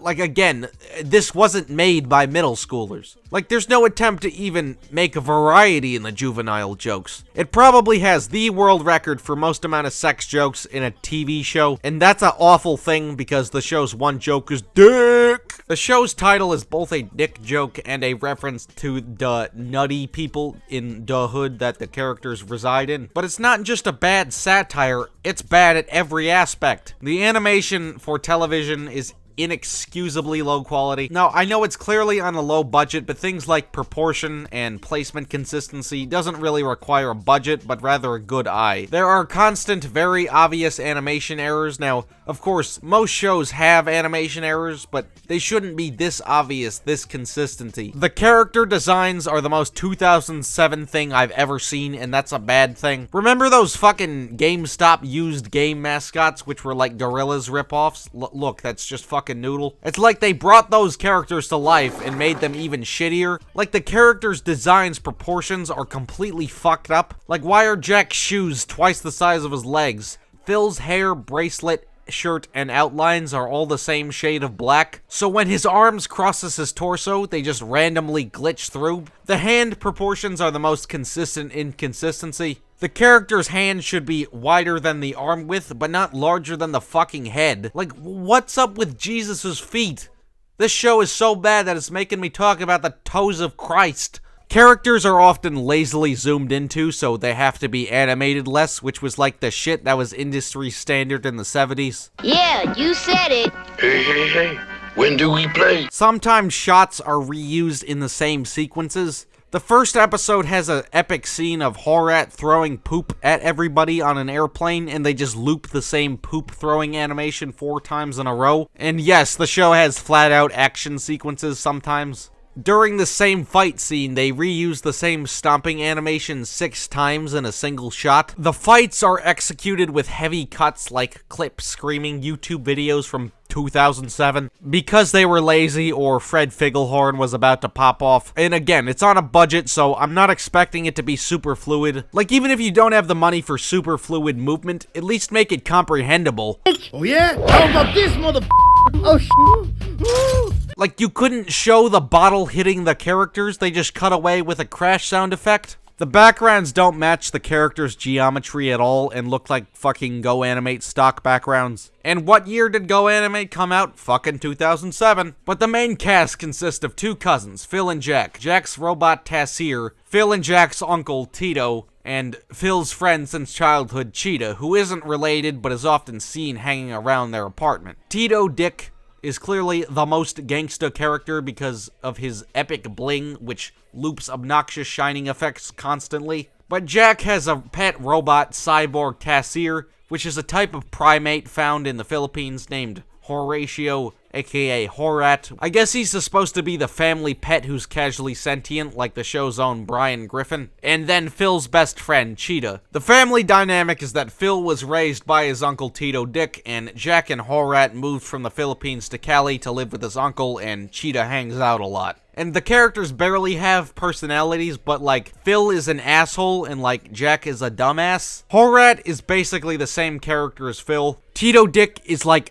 a father figure, I guess, but he's also just a sexual weirdo, and Cheetah is the voice of reason, I think. Jack also has a crush on Cheetah, which the show does nothing with besides sex equals funny. But one thing that could have been interesting is the main family dynamic, given that the show is about growing up in the hood and has kind of a found family dynamic. Since a single uncle living with his 2 nephews is a non-traditional family, and it could have been interesting to see, because the family setup wouldn't be like a lot of sitcoms, which are just mommy and daddy and their multiple children. But the show barely does anything in having a non-traditional family, which is mainly representative of the show's missed opportunity about making a show about growing up in the bad part of town. It has a ghetto setting and not a happy suburban neighborhood with no Negroes in sight. The show has chocolate, but doesn't make the chocolate interesting, which is a worse crime than being vanilla. And it's an astounding fuck-up, which is unfortunate because it could have been the #1 show for the hood and meant a lot to people. It came out at the right time, right before the Great Recession, too. Not everybody has money and alive parents, and this show could have taken the advantage of unfortunate realities of society and been a good comedy from overcoming daily struggles. The presence of poverty, which could have been a reoccurring theme in the show, is heavily underdeveloped. There's so much sexual content for so little reason. Every female character is dressed like a whore for no reason but sexualization, and boobies are funny, aren't we, edgy? But what about the other nuts in the shack? Well, there's a large supporting cast all from different sides of the hood, meaning more shitty and annoying characters. There's Dwayne, who's the landlord of the apartment the family lives in and often pops up unwanted because he can. He's just unreligious Flanders, and stock music plays anytime he enters the room. Heidi-ho, neighbors!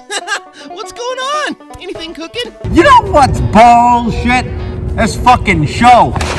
Can't forget Ed, he's the stoner because weed equals funny. Ed's best friend is Angel, and they work as mechanics and often appear together. Jerome and Jamar are presumably rivals to Phil and Jack because they compete against them in thuggish activities. Surprisingly, the only black character has a purpose beyond making fun of an ethnic group. Yeah, bitches. Yeah. Damn, straight. Like Willie, he's a homeless alcoholic and throws up all the time. Cherry Pie is a Vietnamese transsexual and is an excuse to make fun of Vietnamese transsexuals. Oh my god, look who here! I feel so hot all over when I see my favorite boyfriends. Damn, Cherry, where'd you get that scarf, the Onceler? Sanji is the local porno shop owner and is just an excuse to make fun of Indians. Oh! Oh! Manu is just an excuse to make fun of Hawaiians. Where you going? Hey, brother. My better The rapper Nump, who sings the theme song, also has a self-insert and appears in the intro and a couple times in the show as well. And if you couldn't tell so far, the voice acting is incomprehensible, not just from the ethnic punchline characters, but from the main characters in general. Now, given the show's insistence on multiculturalism, there are lots of characters in the show that were given heavy accents, but they're all voiced by Americans, so the accents aren't authentic. The efficientness of my racism is awesome. Damn! If anything, all the Filipino characters should have been raised in America, so the team could use their talking voices and natural accents more frequently. Phil sounds like he has a fucking sinus infection and drunk constantly. I say this because he sounds congested and slurs his words a lot. What the hell is wrong with you, Tingling? What I do to deserve? He does this laugh a lot too, which is disgusting. Happy Halloween, fadget. Jack and Tito Dick were raised in the Philippines, so they were given heavier accents, but I don't think anyone has this accent. Damn it, Phil! You better not get us deported! I can be your dad too, Phil. Who's your daddy? Me. Cheetah is the only character in the show that's comprehensible. Hey Jack, you excited about going to Lake Tahoe? That's because it's just the actress's normal talking voice. Is because what other cartoon is out there, or even show that is out there, that represents the Filipino-American community? Like, why couldn't they just do that for all the characters? If bilingual Filipino voice actors weren't in the budget, then why resort to making fake accents? Like, just give everybody an American accent instead of this fucking fake shitty accent, Phil. Like, all these characters sound like one of the characters is making fun of somebody else and not an actual voice somebody has in the universe. Like how in the JoJo and Bobo show all the shitty animal sidekicks are just the owner's voices with speech impediments, JoJo's. But neither Dick's or Jack's voices aren't even the worst. The worst voice is Horat's. Don't even trip, Jack. That can happen to... Nah, you right, man. That only gonna happen to you, bitch. So since Horat is a robot, they tried to make him sound robotic, but they put like 20 fucking filters over the dialogue, and it's incomprehensible. I alone know the path to the Ja Rule. Bob Marley is the truth, man. I guess it was because it was 2007. Unrealistic high-pitched voice equals funny. Again, Fred was about to blow up. The sound design is just shit in general. It's supposed to be if Dr. Dre had a cartoon, so there's kind of an attempt at a G-Funk sound design, but all the beats made for the show are just loops with little to no compositional variety. Oh my god, that is not pretty. That is bullshit. There's an instance of a real Slim Shady plus Nothing But a G-Thang parody, and the beat replication is terrible. Cause I'm Slim Shady, yes, I'm the real Shady, and look at Kim Shady, she just got degraded by some bird. Yes, bird. She ate it with her lips. Biatch. 1, 2, 3 into the fold. Whoop, ducky, duck, and two quack hopped on your hoe. And who produced both those songs? Dr. Dre. I wonder if Eminem has seen this parody, considering he helped make the Slim Shady show. He'd probably find this whole show hilarious. They reuse this parody beat on tons of other instances, and it's distracting. You're right, eh? Dude, I love. But on the subject of rapping, the fucking theme song is infamous for a reason. The phrase, "It's the Nut Shack," repeats 12 times in the chorus, and it never even establishes what a nut shack is. After the chorus, it proceeds into a rap verse describing the main characters, then a repeat of the chorus. The lesser-known extended version featuring a second rap verse and a third instance of the main chorus. It's legitimately debatable what the lyrics even are, since MixTV themselves refuses to elaborate. There are comments from the summer of 16 saying that this person got lyrics wrong. The various lyrical sources are extremely contradictory. The Genius Lyrics page has 34 fucking contributors, 3 of which are verified scholars. The song was produced by a DJ named Stephen King, but if the author produced this, it would be fairly appropriate because it's horrific. The mixing is shit, and there's so much slang at a fast pace that it's difficult to understand. Is Jack a fucking PNG YouTuber? This theme is a fucking disaster and it's amazing. It has some ironic value, so it's not the #1 worst theme song ever, but it's not far off, and I could say it's better than Angela Anaconda's. Shooby-dooby-doo-wah-wah. My name is Angela, and you are not in it, man.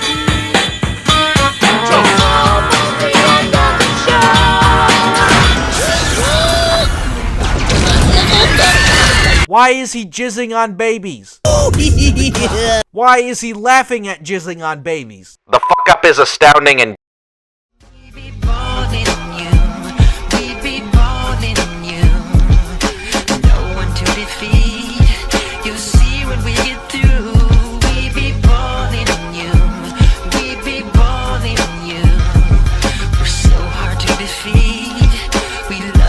Compete.